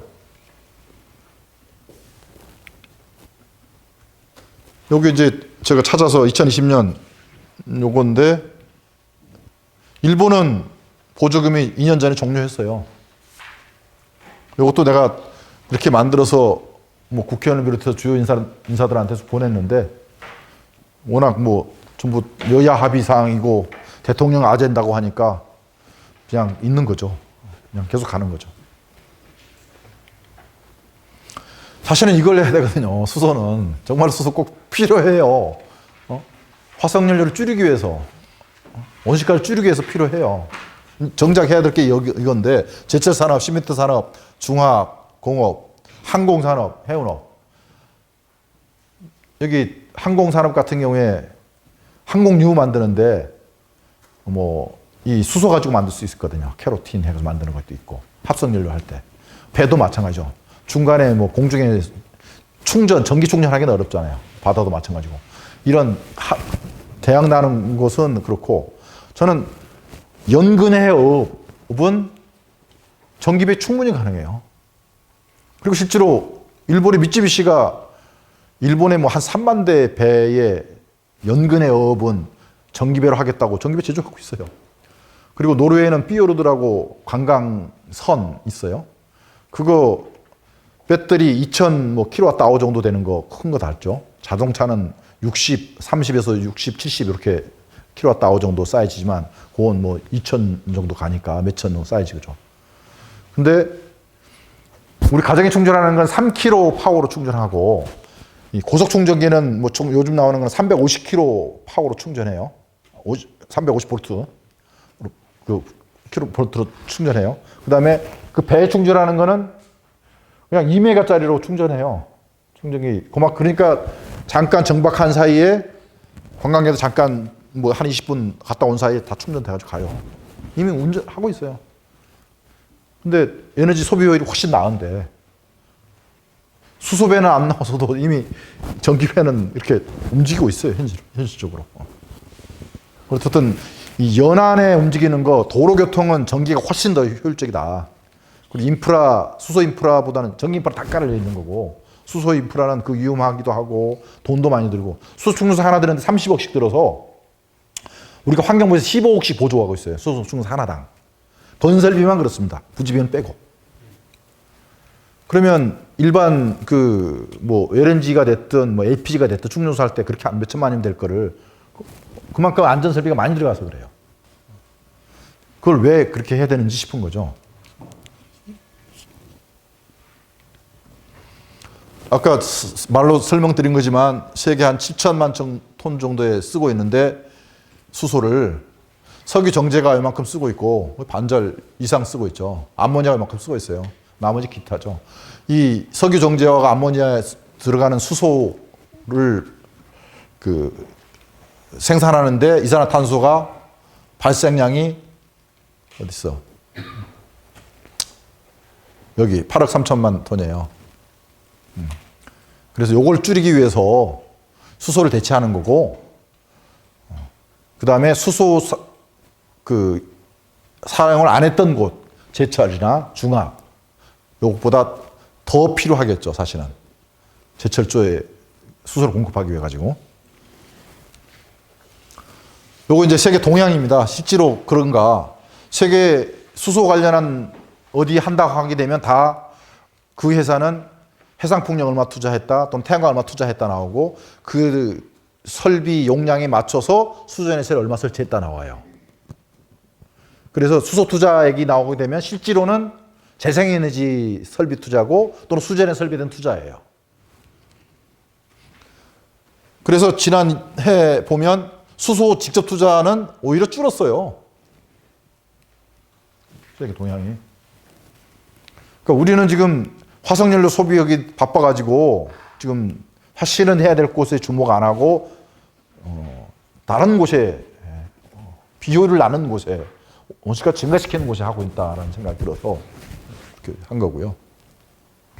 그 다음에 철강 관련해서 유럽 의회 보고서입니다. 이 보고서 보면 철강 1톤 생산하는데 50kg 수소가 필요하대요. 유럽 의회 보고서 따르면.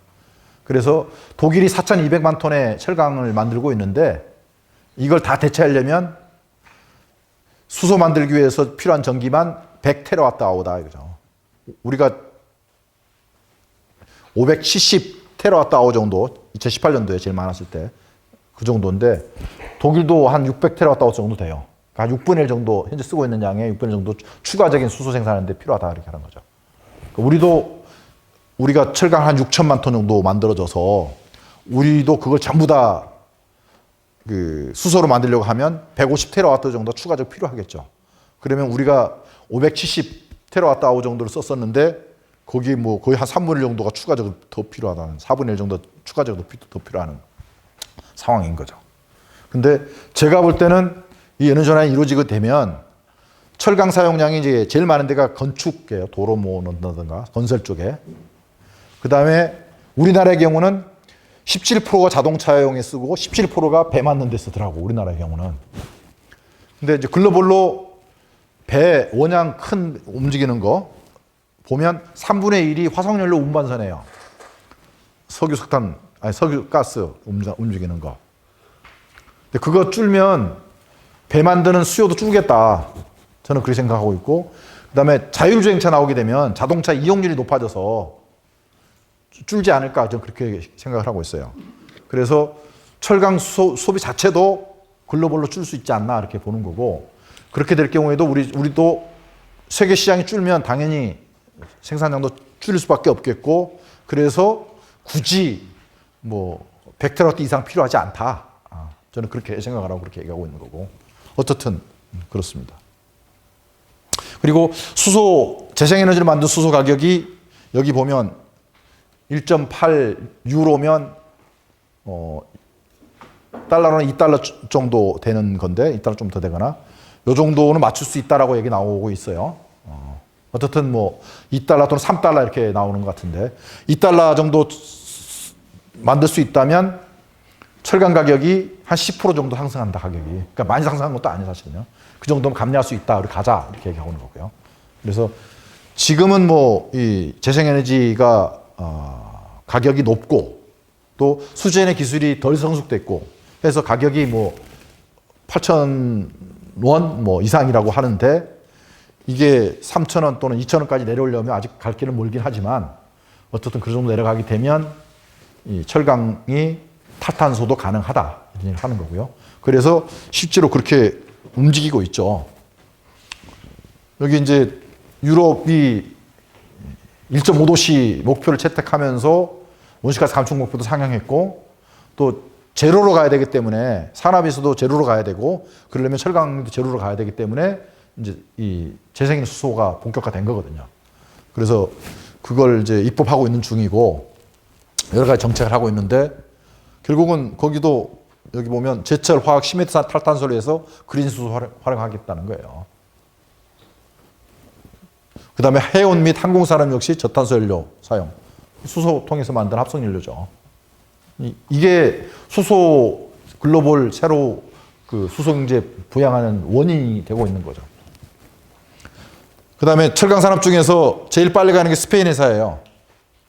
스페인 쪽인데, 요거는 다른 기사고요. 이거 이제 암모니아, 재생에너지로 암모니아 만들겠다. 수소 만들어서 운반이 어려워서 메탄이나 암모니아를 통해서 운반한다는 얘기를 많이 해요. 그래서 수소를 생산해가지고 수소를 운반하는 것보다는 어차피 암모니아가 필요하니 암모니아 만드는 수소를 거기다가 쓰는 거고 그러니까 아예 수소 생산지에서 암모니아를 만들어서 운반하는 것이 좋겠다. 그래서 암모니아를 바로 만들자고 있는 거고 다만 이제 수소 아니면 안 되는 곳은 수소를 가져가야 되겠죠. 중간에 로스가 좀 생기더라도. 그래서 어쨌든 스페인 기업에서는 암모니아를 만들겠다고 하는 상황이고 그다음에 유럽 얼마 전에 나온 건데 하이딜 앰비션이라는 컨소시엄이 만들어져서 수소 가격을 아예 공격적으로 이렇게 30년까지 맞춰보자. 그래서 필요한 설비들 다 R&D하고 그다음에 재생에너지 가격은 내려간다고 보고 맞춰보자 해가지고 나온 게 이 계획이 있고요. 요게 이제 스페인 관련해서이고요. 그다음에 티센크루프라고 철강회사 유럽의 제일 큰 뭐 엘리베이터도 만드는 거기도 하겠다고 발표를 했고요.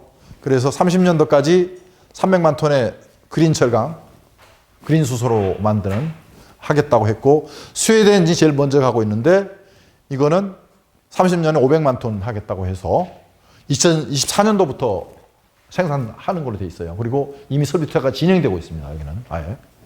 그래서 말로만 하는 게 아니고 실제로 이렇게 가고 있다.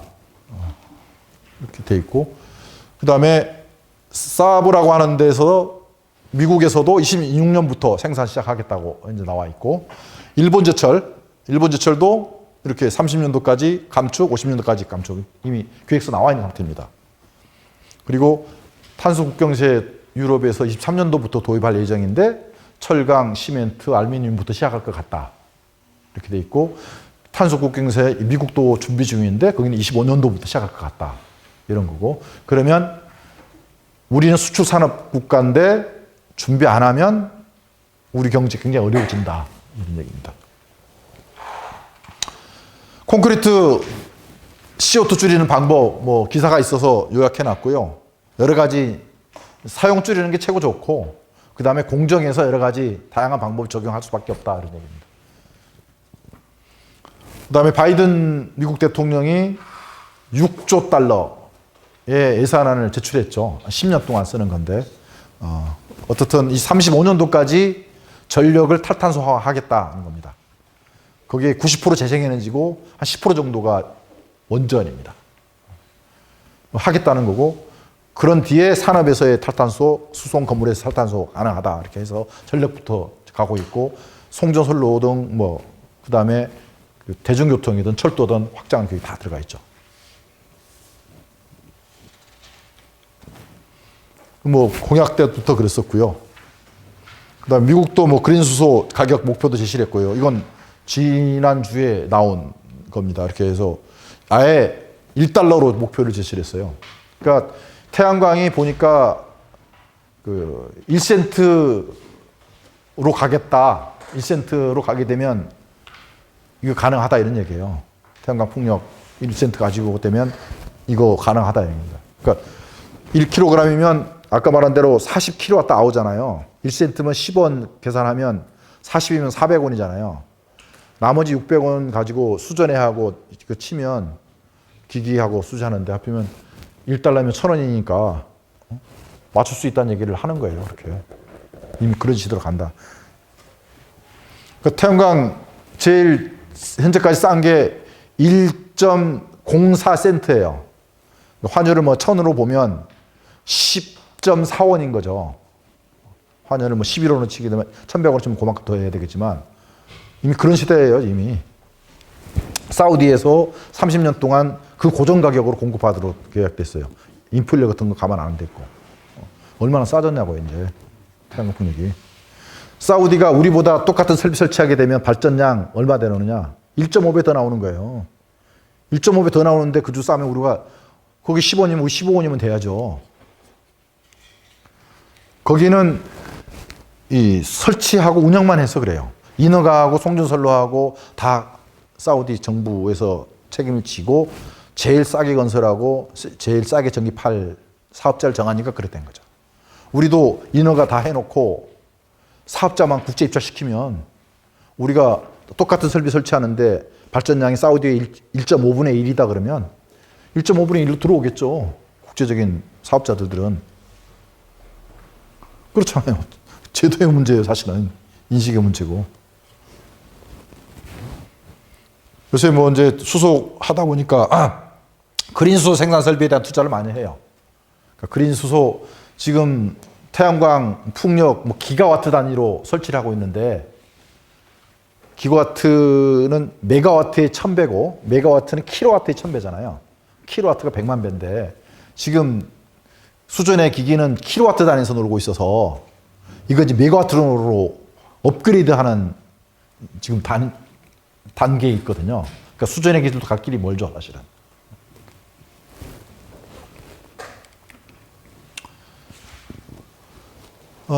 요 얘기 이 컨버세이션이라고 하는 에너지 전환 이런 기후 위기 대응에 관련한 이 정보를 계속 공급하는 곳인데 여기도 왜 재생에너지 수소인가 제가 하고 논지역 비슷한 거에서 그대로 실어놨고요.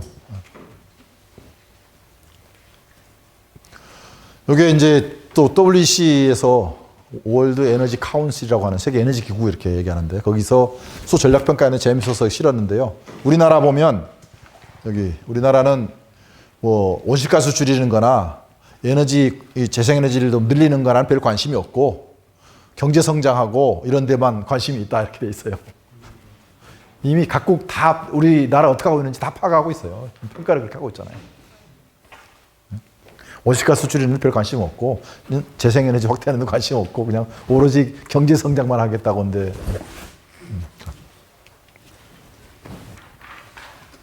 그 다음에 이제 요거 최근에 21년도 나온 거예요. IEA 자료인데 하도 1달러까지 나오길래 한번 찾아봤더니 요거 자료 만들면서 최근에 나온 건데 IEA 자료잖아요. 근데 2030년도에 수전해가 3달러 부근의 아래 위로 오더라고요.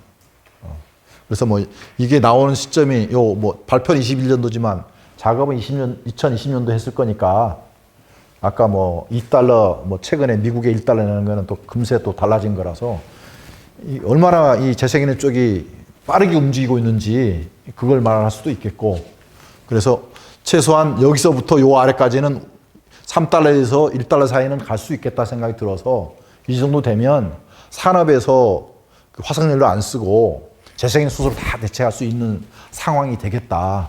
저는 그런 느낌이 좀 들었었습니다. 여기 거의 마지막 슬라이드인데요. 저 결론이에요. 어떻든 수소 써야 되는데 그거는 산업 용도로 쓰면 좋겠다.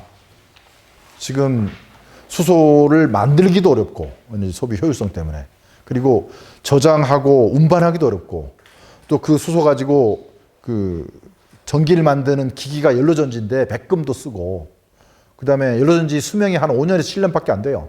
다 갈아야 됩니다. 이게 수소를 사용해서 수소하고 반응을 해서 어려워서 그래요. 그 다음에 수소 엔진은 아직 개발도 못했어요. 수소 연소 특성이 달라가지고 메탄하고 좀 달라가지고 지금 향후 10년 동안에 만들겠다 하고 있는 상태. GE, 지멘스, 미쯔비시가 그러는 상태라서 이 굳이 전력처럼 에너지 전달하기 쉽고 1차적으로 만들어진 게 쌓은 게 태양광 풍력인데, 그러니까 생각해 보세요. 하수관 묻기가 제일 어렵습니다. 이건 구배를 맞춰야 되니까. 상수관이 그래도 압이 있어서 그냥 타고 움직여요. 그 다음에 가스관이 또 좀 더 작은 관통에서 움직이고요. 제일 쉬운 게 전기예요. 우리 살 때. 돈도 제일 적게 들어요. 근데 그런 전력망을 내버려 두고 무슨 일반 가스관도 아니고 수소 배관을 통해 가지고 일반 도시에서 열과 전기를 공급받겠다고 하는 게 얼마나 이게 논센스인지 저로서는 답답한 거고요. 그러니까 그 만들기도 어렵고 관리하기도 어렵고 쓰기도 어려운 수소는 그거 아니면 안 되는 곳이 있거든요. 아까 제철 산업이 됐든, 그 다음에 뭐 비료 만드는데 화석연료 안 쓰려고 하면, 그 다음에 아주 고온 뭐 2000도, 3000도 올라가는데 써야 되는 건 전기만 아크만 가지고 어려우니까, 그 다음에 그 이 스페이스 전체를 커버하려고 하면, 그래서 그런데 우주선 할 때는 수소 필요하죠. 그러니까 그런 곳에 제한적으로 쓰는 게 맞다. 이걸 범용으로 그냥 일반 도시가스 쓰듯이 시스템을 갖추려고 하는 거는 정말 안 맞는 거다. 저는 그런 생각을 하고 있고요. 그래서 사실은 수송 자동차가 우리나라 큰 산업인데 전기차 지금이라도 열심히 해야 된다. 두 가지 다 하려고 잘하려고 해가지고서 어렵고 하나라도 좀 제대로 했으면 좋겠다는 생각을 하고 있는 거고, 그 다음에 수소 열린 전기차 자동차 자체가 비전이 있는 것도 아니고 사실은 또 저는 그런 생각을 가지고 있고, 발전연료든지 사실은 비전 없어서 빨리 접었으면 좋겠다는 거고, 지금 하고 있는 것도 다 우리 산업도 아니고 우리 돈으로 시장만 만들어주고 있는 거고, 우리 제조 기업이 우리 발전시켜서 하는 것도 아니고 다 수입해가지고 하는 일인데, 가정연료든지 다 마찬가지도 그렇다. 어떻든 산업 온실가스 줄이기 위한 것이니까 재생에너지 확대하고, 전기 석탄 발전이 제일 많이 발생하는 거잖아요. 온실가스. 그것부터 전환하고, 그 다음에 또 남는 재생에너지 가지고 수소 만들어서 산업에 써가지고 온실가스 줄이는 일로 가야지 전체적으로 맞는 거다. 그래서 수소 경제보다 우선할 게 재생에너지 경제인데, 재생에너지는 뒷전이고 수소 경제만 하고 있어서 저는 너무너무 답답합니다, 사실은. 감사합니다. 조금 그냥 2시간이라 그래서 아니 뭐 질문 받겠습니다. 편하게 그냥 하시면.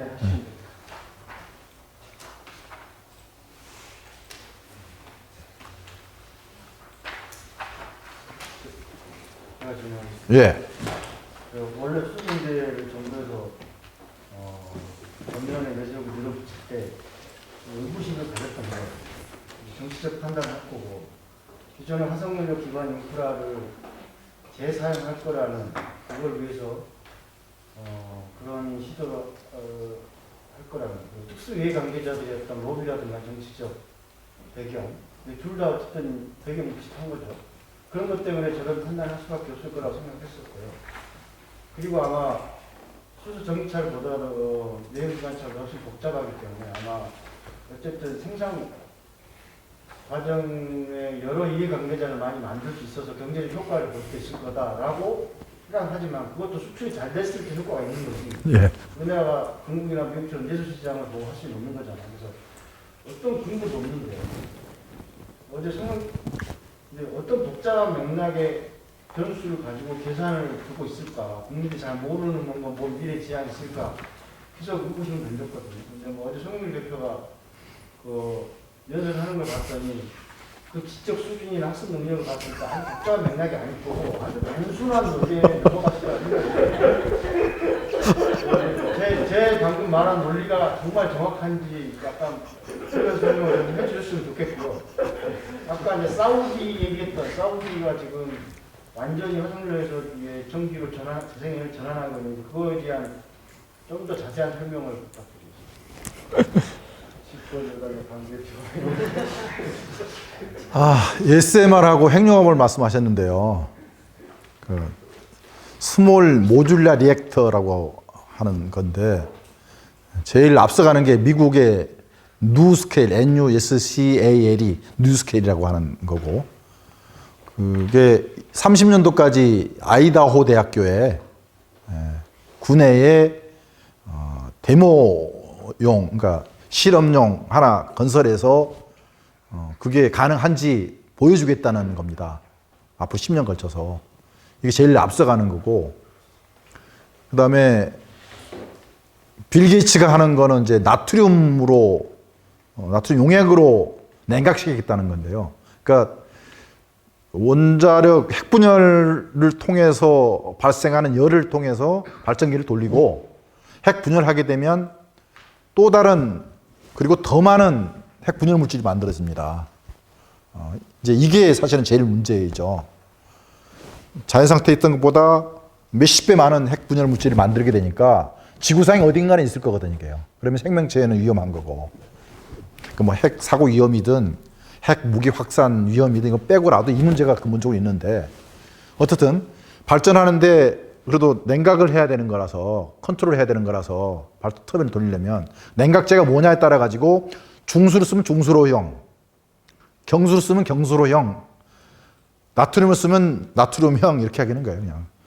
근데 이거를 안 해봤느냐? 이미 50년대, 60년대 다 해봤다 그래요. 저도 이제 그 원전 전문가들하고 여러 모임들이 있어서 그분들 들어보면, 원래는 이 핵 추진 배는 만들었는데 그 핵 연료 추진 비행기를 만들려고 나트륨 얘기가 돼서 뭐 컴팩트하게 할 수 있다 그래가지고 많이 했대요.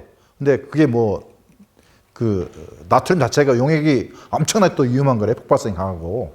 그래서 결과적으로 이제 지나가는 게 됐었고, 원자력은 지난 2005년도에 교토 정서가 발효됐을 때도 또 한번 또 르네상스 때문에 한참 하다가 저기 후쿠시마 사고 나면서 가라앉았던 거고, 15년 그다음에 18년도 뭐 1.5도씩 보고서 나오고, 이제 21년도부터는 파리 체제가 시작하니까 또 이제 원전 나오는 것 같고요. 롤스로이스도 뭐 미국 사례 보면서 보리스 존슨한테 가서 야, 우리도 하자. 우리가 콘소시엄 구성했다. 우리는 뭐 60메가짜리 12개 720메가 할 테니 돈 달라. 뭐 이런 상태고요. 그러니까 이건 앞으로 10년 동안 이게 가능한 기술이라는 거를 보여주겠다. 그러니 돈 달라는 상황이라서. 근데 지금 기후 위기 대응이라는 거는 30년도까지 45%를 줄여야 되는 거고, 발생하는 거예요. 50년까지 제로로 가야 되는데 그 될지 안 될지도 모르고, 또 과거 사람, 대부분의 사람들은 그거 안 된다고 보고 있는 기술을 그때가 기다릴 수 있는 게 아니잖아요. 그래서 송영길 대표가 그 유급하다는 소리를 하면서 원전 얘기를 안 했으면 진정성 있다고 들렸는데 그 얘기를 하니까는 이게 지금 뭔 소린지 이런 오해를 불러일으키는 것 같고요. 그 다음에 사우디는 뭐 거기 유명한 국영회사, 걔들도 화학회사 있잖아요. 재생에너지 통해서 하겠다고 하고 있고, 또 그전에는 뭐 자기들 생산해서 미국, 유럽에 수출하겠다까지 했었는데, 하여튼 뭐 여러 가지 하고 있는 것 같고, 사우디에 또 뭐 원자 수출하겠다고 그동안에 우리 SML이라고 그래요. 스마트라고 해서 우리가 작은 소형 원자로 뭐 아이디어 내가지고 또 우리나라 이 꽤는 잘 내잖아요. 그래서 R&D 자금 많이 썼었거든요. 97년도부터 이 스마트라고 해왔던 거거든. 근데 사실은 소형한다고 해서 경제에서 나온 것도 아니라서, 왜냐면 거기서 나오는 핵물질은 똑같거든요, 반응은. 그러면 경제성 높이기 위해서 규모경제가 키워온 건데, 이제 갑자기 안전성은 똑같은 반응인 건데 작아진다고 그래가지고 안전 요원이 작아진 것도 아닐 텐데, 작아지면은 더 경제성이 있다 이런 얘기 하는 건데, 그 이유가 자동차처럼 대량 생산하면, 작게 대량 생산하면은 경제성 맞출 수 있다는 건데, 원자력 발전소를 대량 생산할 수 있는 것도 아니고, 어쨌든 견수 맞추는 게 사실은 그냥 주장이지 가능하지 않다 이렇게 보고 있는 거고, 안전한 것도 마찬가지고, 여러 가지는 그냥 레토릭이다. 사실은 기술적으로 이런 메커니즘에서 입증된 게 아니다. 근데 어쨌든 이게 정치화되어 있으니 또 오는 타협도 해야 되니까 타협해서 가는 것일 뿐, 환상에 빠지면 안 되는데, 하여튼 뭐 중요한 분이 중요한 시기에 엉뚱한 얘기를 해가지고 저도 많이 당황했습니다. 질문은요? 예. 요거 좀 보고요. 예.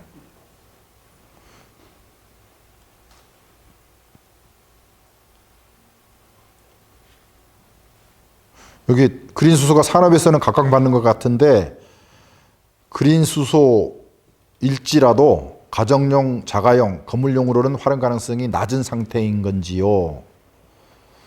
현재 말씀하시는 수생산 및 활용의 단점들이 그린 수소가 된다 할지라도 사라지는 부분이 아닌 것인지요. 뭐 그린 수소 아니더라도 그린 수소를 하더라도 저는 가정에서 쓸 일은 없을 것 같아요. 가정에서 필요한 거는 열하고 전기잖아요. 근데 굳이 태양광 풍력 원래 전기로 만들어지는 건데 배터리 저장했다 쓰면 될 일을 어렵게 뭐 수소 만들어 가지고 위험하게 돈도 만들고 그럴 일은 아닌 것 같아서 뭐 그린 수소일지라도 저는 뭐 가정에선 일반 생활들 쓰기는 아닌 것 같다 생각이 들고요. 정부에서 추진하는 수소 경제는 정책적 방향 자체가 잘못됐다 생각하시는지요? 제가 일관되게 얘기한 것 같아요. 네. 어떻든 탄소 중립을 위해서 수소 경제가 필요한 것이지 수소 경제를 위해서 탄소, 저탄소, 뭐 탄소 중립을 이용하면 안 되죠. 그러니까 목적과 수단이 잘못되면 안 된다. 그런 얘기고요. 안산시 도의원이 잘못하셨거든요. 예. 우리 한번 질문할 거 있는데. 네? 안산시는 수소경제 경기 잘 들었습니다. 안산시는 수소경제 시범도시로 여러 가지 수소 정책을 적극 추진 중이라 혼란이 오네요. 질문이 없잖아요.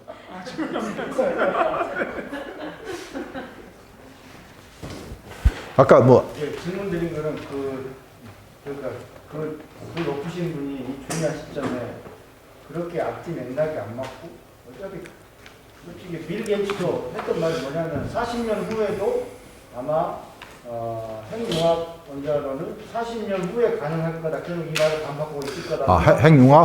핵융합은 지금 이터라고 그래가지고 유럽에서 선진 7개국이 연합으로 돈을 대고 건설하고 있습니다. 파리 아래 남부 지역에 뭐 2024년도나 25년도에 준공 예정이라고 하고 있는 거고요. 원래 이 아이디어는 러시아의 사람이 88년도에 냈다고 하고요. 그래서 그때 계획대로 2007년도 준공 예정으로 했다가 쭉 늘어져서 뭐 계획이 확정되고 돈을 대는데 늘어진 거죠. 어떻든 현재로서는 24, 25년도 준공 예정으로 가는 것 같고 온 스케줄 하는 것 같고 그걸 준공해서 뭐 15에서 20년, 2040년도까지 여러 가지를 뭐 실험에 입증하겠다는 건데 온도를 뭐 1억도 2억도 올린다는 거 뭐 여러 가지 R&D 팩터가 있지만 제가 이해하기로는 그 뭐 2억도든 1억도든 올리고 인풋안의 에너지가 지속해서 반응이 일어나 가지고 아웃풋이 나올 거 아니에요. 아웃풋이 인풋보다 크다라는 것을 입증하는 것이 엔지니어링으로 가능하다는 것을 보여주는 것이 이터의 목적이에요. 근데 그거 입증하는데 15년, 20년, 30년 걸린다고 보고 있어요. 그리고 우리나라도 핵융합 로드맵이 있고 미국도 로드맵이 있고 유럽도 로드맵이 있고 일본도 있어요. 거기에서 그 핵융합을 통한 발전을 거론하는 시기는 2070년, 80년도예요. 근데 갑자기 뭐 금세 이게 발전원이 될 것처럼 얘기하는 게 너무 당혹스러운 얘기고 사실은 제가 중학교 때 뭐 그런 얘기를 들었을 때도 3, 40년 후면 된다고 했던 얘기가 그 얘기인데 지금은 3, 40년도 하고 5, 60년 뒤라고 그러거든요. 그러니까 70년, 80년도라고 얘기하니까. 그래서 저도 이제 뭐 나름 이렇게 저렇게 사람들한테 물어보면 저는 그렇게 생각해요. 그러니까 뭐죠? 태양에서 일어나는 요 반응을 태양계의 99.9%의 질량이 태양이에요. 압력도 그렇고 거기에는 물질 자체가 거기서 다 혼합이 되는 거잖아요. 융합이 되는 거잖아요.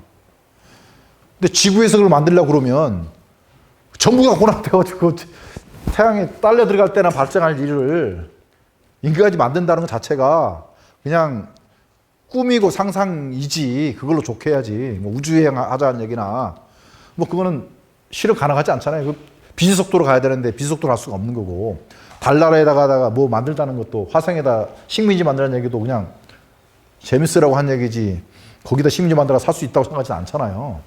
뭐 그렇게 생각해야 되는데 저 양반은 저걸 실현 가능한 꿈으로 생각하고 있구나 생각하니까 많이 당황했었습니다. 저도. 그런 기술을 당장 10년 안에 중요한 미래 전략을 공해야 정치인이 그렇게 슬로건을 쓰기 때문에 수소 경제도 제가 봐서는 어떤 복잡한 맥락이라든가 변수를 고민해서 실은 그 분들이 했을 것 같지 않아요. 노무현 정부 시절부터 재생 가능 에너지 가능성을 낮게 보고 핵융합을 하면 모든 게임 끝난다고 하셨던 분들이, 그 그룹들이 좀 있어요. 그분들이 지금 수소경제도 그렇고 여러 가지 사단을 내고 있다고 저는 생각하고 있는데 굉장히 리스키한 얘기라서 결국 그 얘기까지 하기 하네. 질문이 또 들어왔습니다. 어디요? 이거 하나, 둘, 밑에 셋. 아이고 많아. 안녕하세요. 저는 뭐 유튜브를 운영하고 있는 청년 환경운동가입니다. 혹시 수소에 대해 어떤 올바른 정보를 전달하면 좋을까요? 추가적으로 청년들에게 많이 전달하면 좋을까요? 이건 제가 강의 내용 그냥 그대로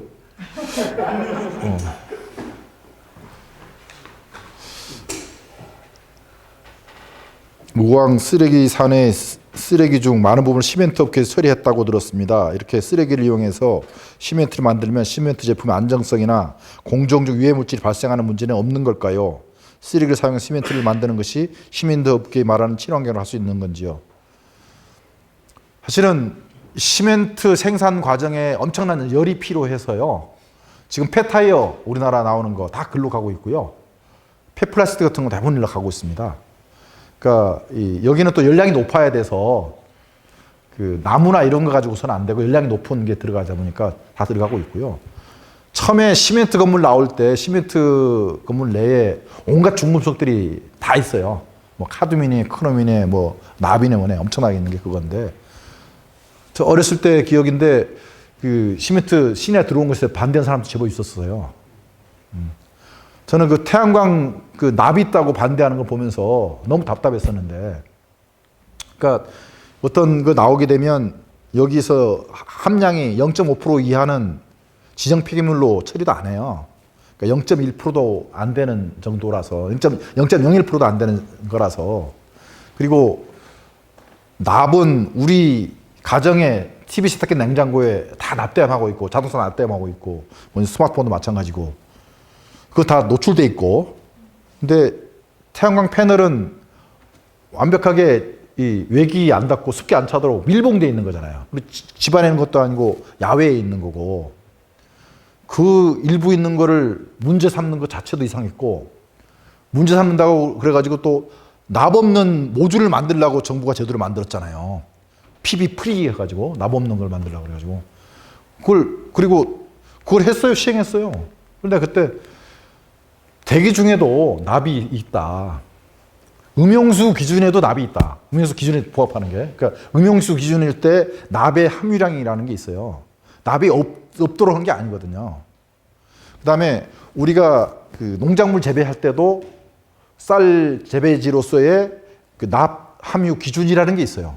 프리라는 건 없다. 이 태양광용에 들어가 있는 그 정도 양이면 거의 프리나 마찬가지 수준이기 때문에 그 자체를 없애려고 그러면 전기 전환 그 효율을 낮아지는 거고, 그게 크롬하고 납하고 6대4 정도로 해가 배합해서 만들어진 건데, 없애려고 그러면 전기 전도도 때문에 문제가 생기고, 그 다음에 이 공정 수율, 단위 시간당 생산량에서도 문제가 생기고, 점도 차이가 있기 때문에 여러 가지 문제 생긴다 하지 마라 그런데도 불구하고 우리나라는 했어요. 근데 그런다고 그래가지고 우리 사회 대기 중이니까 가정이니까 또는 뭐 물에나 토양이나 정말로 100만 분의 1도 안 되는 거를 가지고 진짜 납이 걱정되면은 납이 많이 나오는 걸 규제를 해야지, 문제도 안 되는 태양광 자체를 문제 삼는 거라서 근데 문제 삼는 사람한테 뭐라 그래야지 또 그걸 받아가지고 또 그런 규제를 만드는 거면 이거 후진국도 아니고 뭐냐 이거. 근데 그걸 만들더라고요 지금.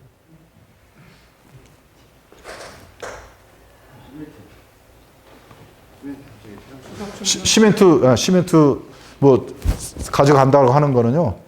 뭐 쓰레기 거기밖에 처리할 데가 없는 것 같아 현실적으로는. 그래서 가져가고 있는 것 같고, 근데 다 안 가져가요. 생활 쓰레기는 안 가져가고 그 고열량 것만 가져갑니다 사실은.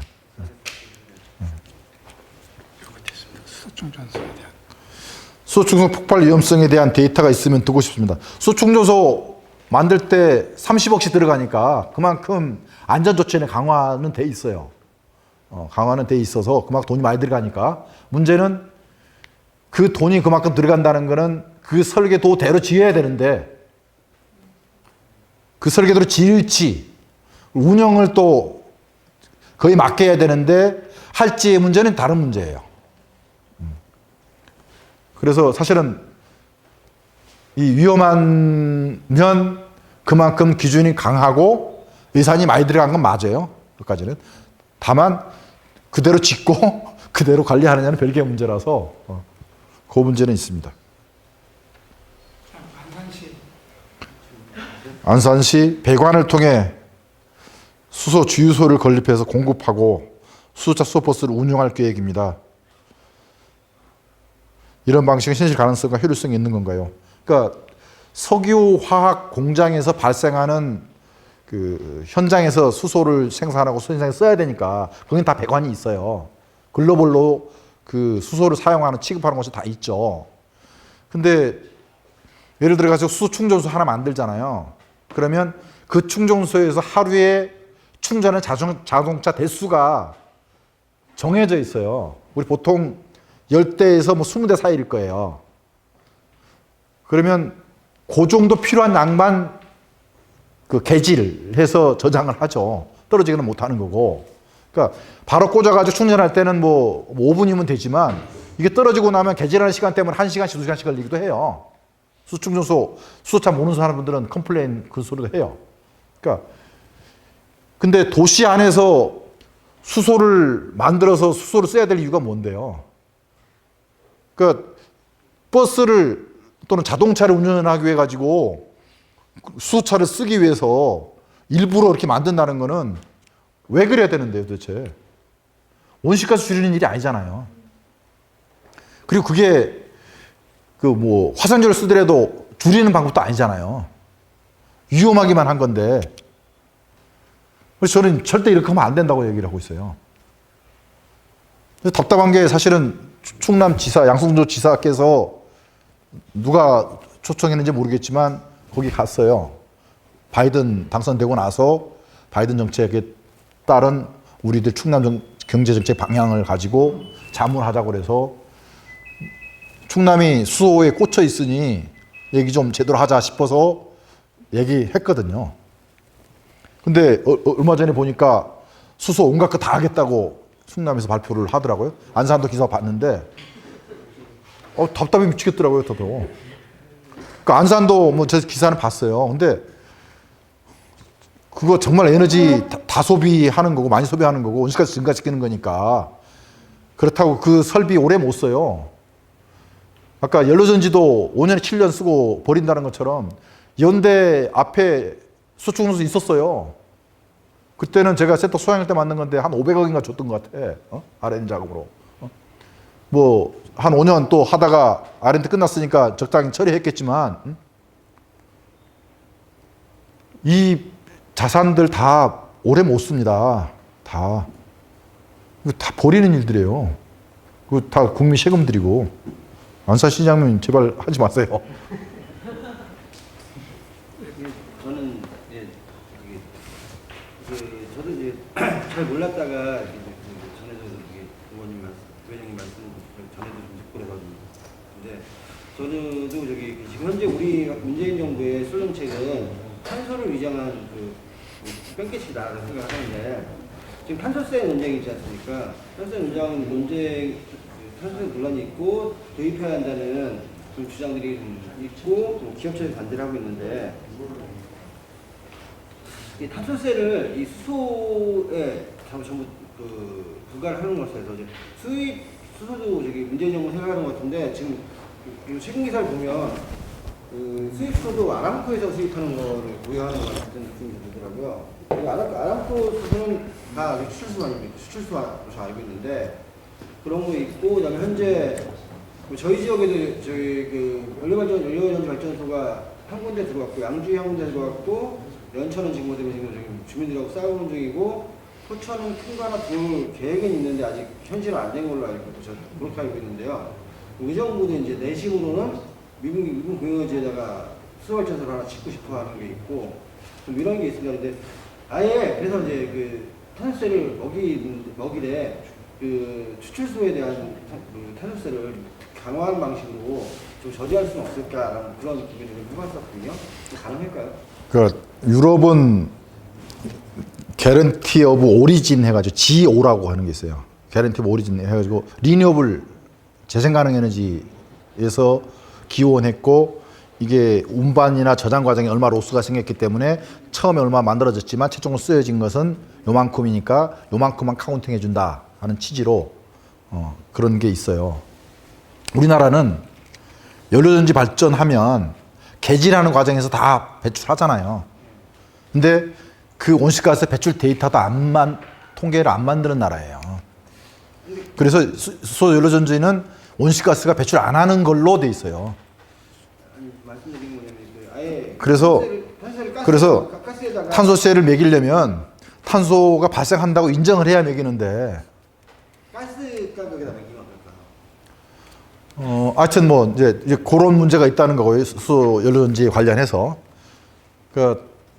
탄소세를 할 거냐 배출거래제를 할 거냐라고 하는 논쟁이 있는데 배출권 거래제 자체적으로 의미가 있고 유럽 같은 경우에 몇몇 나라의 경우에 배출권 거래제에 보완적으로 탄소세를 설정하는 게 있어요. 그러니까 이쪽 산업에 대해서는 배출거래제가 들어가 있으면 예를 들면 가정이나 이런 데 쓰는 수송용에는 그게 안 들어가 있으면 수송용 연료나 가정용 연료에만 탄소세를 부과하는 방식으로 그렇게 해서 산업에서는 이중으로 규제할 필요는 없다고 봐서 안 하는 그래서 배출권 거래제에 해당하는 것과 그렇지 않은 구분해서 하는 방법이 있어요. 그러니까 우리나라에서도 하려고 하면 이제 전체적으로 탄소세를 어떻게 할 건지에 대한 큰 방향이 일단 정해지는 게 필요할 것 같고 그래서 우리나라는 배출권 거래제 할 때 건물까지 다 들어가 있어요. 수송까지 들어가 있고 사업장별로 업체별로 돼 있다 보니까 그 80%가 넘는 온실가스 배출량에 들어가 있긴 한데 발전해서 어떻든 연료전지 발전소는 온실가스 배출 통계도 안 잡고 있어서 그걸 잡아야 된다고 얘기를 해서 이제 잡는 그 산식은 이미 만들어져 있어요. 온실가스 종합정보센터에서 그 시까지는 된 상태인데 아직 안 하고 있어서 문제고 하긴 할 것 같아요. 시간이 문제지.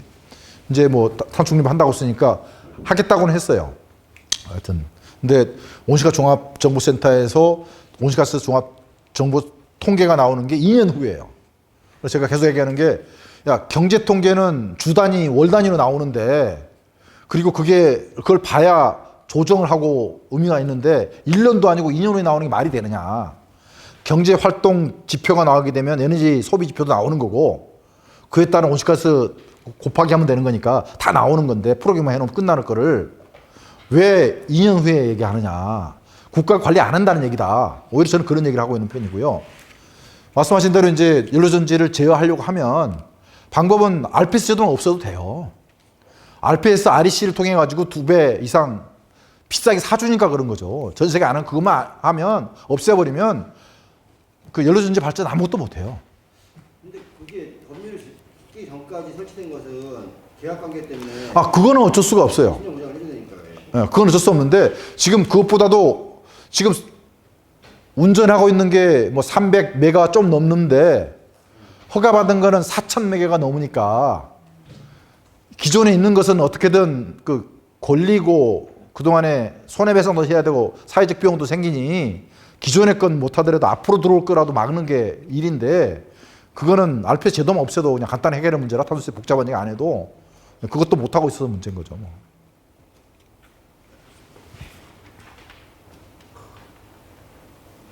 네, 아직 좀 한 6분 남았습니다.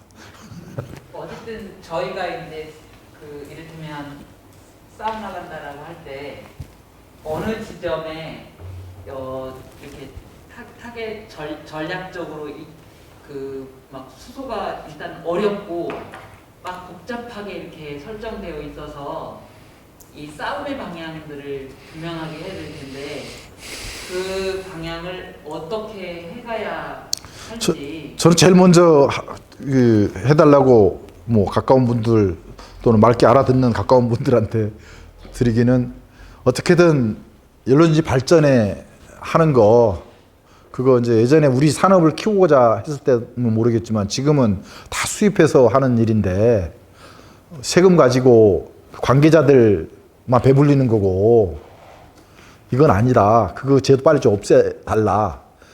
그렇게 계속했는데 그래서 뭐 나중에 연락이 온 게 뭐 수소는 안 하기로 했다고 잘했다고 그랬더니 나중에 뭐 수소 의무화 제도를 별도로 한다 그래서 지금 뭐라고 하냐면 그럼 수소 의무화 자체를 못 없앤다 그러면 그린 수소라는 전제를 달아서 그린 수소 의무화만 해달라고 곳곳에 얘기를 했더니 여기 3월 2일 날 거기에는 청정 수소 의무화라고 들어가 있더라고. 그래서 그나마 조금 그 얘기가 이 제도권에서도 좀 반영은 하긴 했는데 근데 청정수도 의무화는 하는데 이게 청정수도 공급된 시기가 30년까지는 안 돼서 그 전까지는 그리수소 하겠습니다. 또 이렇게 또 말이 나오더라고. 그래서 지금 청정수소 의무화를 청정수소 아닌 것은 못하게 당장 못하게 하는 것부터 해야 되겠다. 그런 생각을 현재 하고 있는 상황입니다. 정말 답답하죠. 아니, 사실은 현장에서는 그 시골분들은 수소 들어오면은 이게 소음도 없고 진동도 없고 깨끗하고 폭발력도 없다고 좋아하세요. 그 지자체에서 요즘 그렇게 하더라고요. 그러니까 도시가스 대신 너희들이 넣어라. 그렇게 해서 자기 선거할 때 도시가스 넣어달라 민원 받았는데 그 민원 받은 데다가 그 정부 돈이나 지자체 돈 보태서 인프라 투자를 해줘야 되는데 그거 안 하고 연료전지 사업자 유치해가지고 걔들 보고 깔려고 하더라고. 그렇게 하더라고. 그래서 그러니까 전기를 가스 발전하는 건데 원래 60원 줘야 될 거를 280원씩 주니까 저런 일이 발생하는 거고 280원이에요. RPS 제도에 180원 아닌가요? 이제 REC를 얼마나 보느냐, S&P를 얼마나 보느냐가 다른데 보통 S&P 지금 뭐 저유가 돼가지고 뭐 50원까지도 내려가기도 했지만 이걸 15년, 20년 장기간에 걸쳐서 계약을 맺어야 되기 때문에 지금도 80몇 원으로 S&P 보고 계약을 하고 있고요. REC는 태양광 REC는 뭐지 30원, 40원까지도 내려왔지만 수소 연료전지는 그 REC하고 별도의 REC 가격을 잡아서 최소 2REC 해서 S&P 플러스 해가지고 뭐 250원 이상, 270원 이상 이렇게 되도록 가격 설정을 해요. 예, S&P 플러스 REC 해가지고. 그러니까 2REC라서 보통 그래서 90원 보면 아까 여기 잡을 때도 90원 잡았던 것처럼 180원 2 곱하기 하니까 180원 되고 그 다음에 S&P가 있으니까 S&P가 한 90원 보면 270원 된다는 거죠. 처음에는 원래 그 배터리 산업도 희귀 금속 때문에 중국이나 남미가 주도하고 그것 때문에 우리나라는 그로부터 희귀 금속 수입을 해야 되기 때문에 수소로 뭔가 대체하려고 그러나 이런 생각을 했었거든요. 근데 아까 백금을 쓴다는 소리를 듣고 그것도 아니었구나 생각이 드는데 희귀 금속 부분을 중국이나 어차피 몇 개 나라가 다 미래에 주도할 텐데 재생에너지도 그것 때문에 시장 흐름에 많이 필름이라고 얘기를 하는데 지금도 싸지고 있지만 근데 그게 수소 저장 방식이 그런 희귀금속을 대체할 수 있나요? 백금 때문에 그 생각이 사라지긴 했는데 그러니까 일단 희귀금속은 최근에 나온 보고서들 보면 뭐 자동차 연간 생산량 뭐 몇천만 대 하더라도 전혀 지장 없다. 뭐 5에서 10배 충분하다. 뭐 이렇게까지 나오는 상황이라서 다만 이제 그 개발하고 하는데 얘기고, 그리고 지난 10년 동안 리튬 가격이나 거기에 들어가는 크롬 이 등등의 가격이 보면 쭉 하락하고 있어요. 그래서 그거는 큰 문제 아닐 것 같고, 다만 중국에서 많이 하고 있어서 미국 바이든 주도로 미국 내에도 하고 또 서방 세계 국가에도 하자 이런 상태인 것 같고, 뭐 이것저것 해도 뭐 그거 부족한 것 같지는 않아요. 배터리 만드는 데 부족한 건 없는 것 같아요. 수소 얘기는 주로 석유 메이저들의 주장이에요. 일본은 도요타 회장이, 그다음 미쯔비시가 주로 하고 있고, 그들은 글로벌로 주요 유정이나 가스전의 소위 스테이크홀더들이거든요. 어떻게든 그걸 더 쓰고자 하는 거고, 뭐 엑슨모빌이든 BP든 자기도 그린하겠다고 했지만 해마다 자기들이 쓴 것에 1%도 안 됐어요. 그들이 쓰는 거는 다 그냥 그린 와싱 하느라고 한 거죠. 그리고 기본적으로 80년대부터 기후 위기가 화석연료 사용으로 인한 온실가스 비롯된다는 것을 알고 있었음에도 불구하고 그 AOC라고 코르테즈 미국 여자 하원 젊은 친구가 그 과학자 불러놓고 직접 대담하잖아요. 이미 83년도에 이 보고서가 나왔고, 기가 막힌 거는 2020년도에 그 대기 중 온실가스 농도가 415 ppm 된다고 하는 걸 맞췄어요. 그랬더니 과학자들이 좀 똑똑하긴 해요. 그래가지고 한번 웃기더라고. 근데 그럼에도 불구하고 한번 웃고, 코르테즈가 당신은 또 이런 논문도 냈지 않습니까? 했더니 저도 먹고 살아야 돼서요. 그러면서 어떻든 그동안의 석유 메이저들은 디나이어라고 그래요. 기후 부정론자, 인간의 책임 없다는 식으로 얘기하는. 수많은 돈들을 들으면서 그런 일을 해왔다. 당신들이 책임이다. 이렇게 하고, 이제 더 이상 이제 그 석유 메이저들한테 당신들도 이렇게 해야 된다라고 강제하고 있는 상태고. 그래서 주요 국가들은 이제 뭐 30% 언제까지 줄여라, 이게 이제 법원의 판결로 그 회사한테 강제하는 상황이 됐잖아요. 세계 국가에서 세계 주요 메이저 회사한테 이미 그런 결정이 났어요. 올해의 특징이에요. 또 그것도 이미 당신 석유 회사인데 이거 언제까지 30% 줄여라. 아예 그냥 그 시민들이 소송돼 가지고 그 판결을 받은 거예요. 옛날 보면 황당하겠죠. 제가 지금 생각해도 황당한 구석이 있는데, 근데 어떻든 그런 판결을 내리는 세상까지 왔으니, 그리고 이거는 우리 후손들의 삶에 대한 피해다, 훼손이고, 그렇게 얘기를 해요. 말씀 그 하시니까 대개적으로 정유사가 주도하는데, 요즘은 제 느낌입니다만 우리나라에서는 LNG 발전소하고 수소 발전소를 SK에서 손댄다는 게 엄청 많더라고요. 알고 있기로는 SK가 이제 세일가스를 좀 수입해 오는 걸 고정적인 거래처를 확보해서 수모하려고 LNG 발전소랑 수소 발전소, 수소연료 발전소를 손을 들고 있다는 뭐 피셜이 돌고 있긴 한데, 그렇게 하면은 SK에 대해서 그런 것들에 대해서 어떻게 좀 나눌 수 있는 그런 게 없을까요? 대통령이 그런 생각 가진 분을 못 뽑으면 되겠죠. 뭐. 하여튼 SK가 최근에 그 최 회장이 ESG 굉장히 강조하고, 그건 진정성이 있게 한 것 같아요. 근데 문제는 밑에 있는 사람들도 똑같이 그런 진정성에 기초해가지고 거기에 맞는 사업 계획을 수립하는 것 같지는 않고, 오히려 돈 되는 걸 하는 것 같고. 근데 지금은 돈 되는 것 같이 보이지만 제가 볼 때는 돈 되는 것 같지는 않은데, 하여튼 뭐 그러고 있어서 저도 나름 뭐 아는 사람들하고는 이렇게 저렇게 대화는 하고 있는 상태인데, 뭐 워낙 이곳저곳에서 일을 벌리다 보면 뭐 컨트롤 안 되고 벌리는 일도 많고요. 그런 것 같아요. 혹시 질문 있으신가요? 네, 고맙습니다. 감사합니다. 예, 예. 부탁드리겠습니다. 예, 시간 동안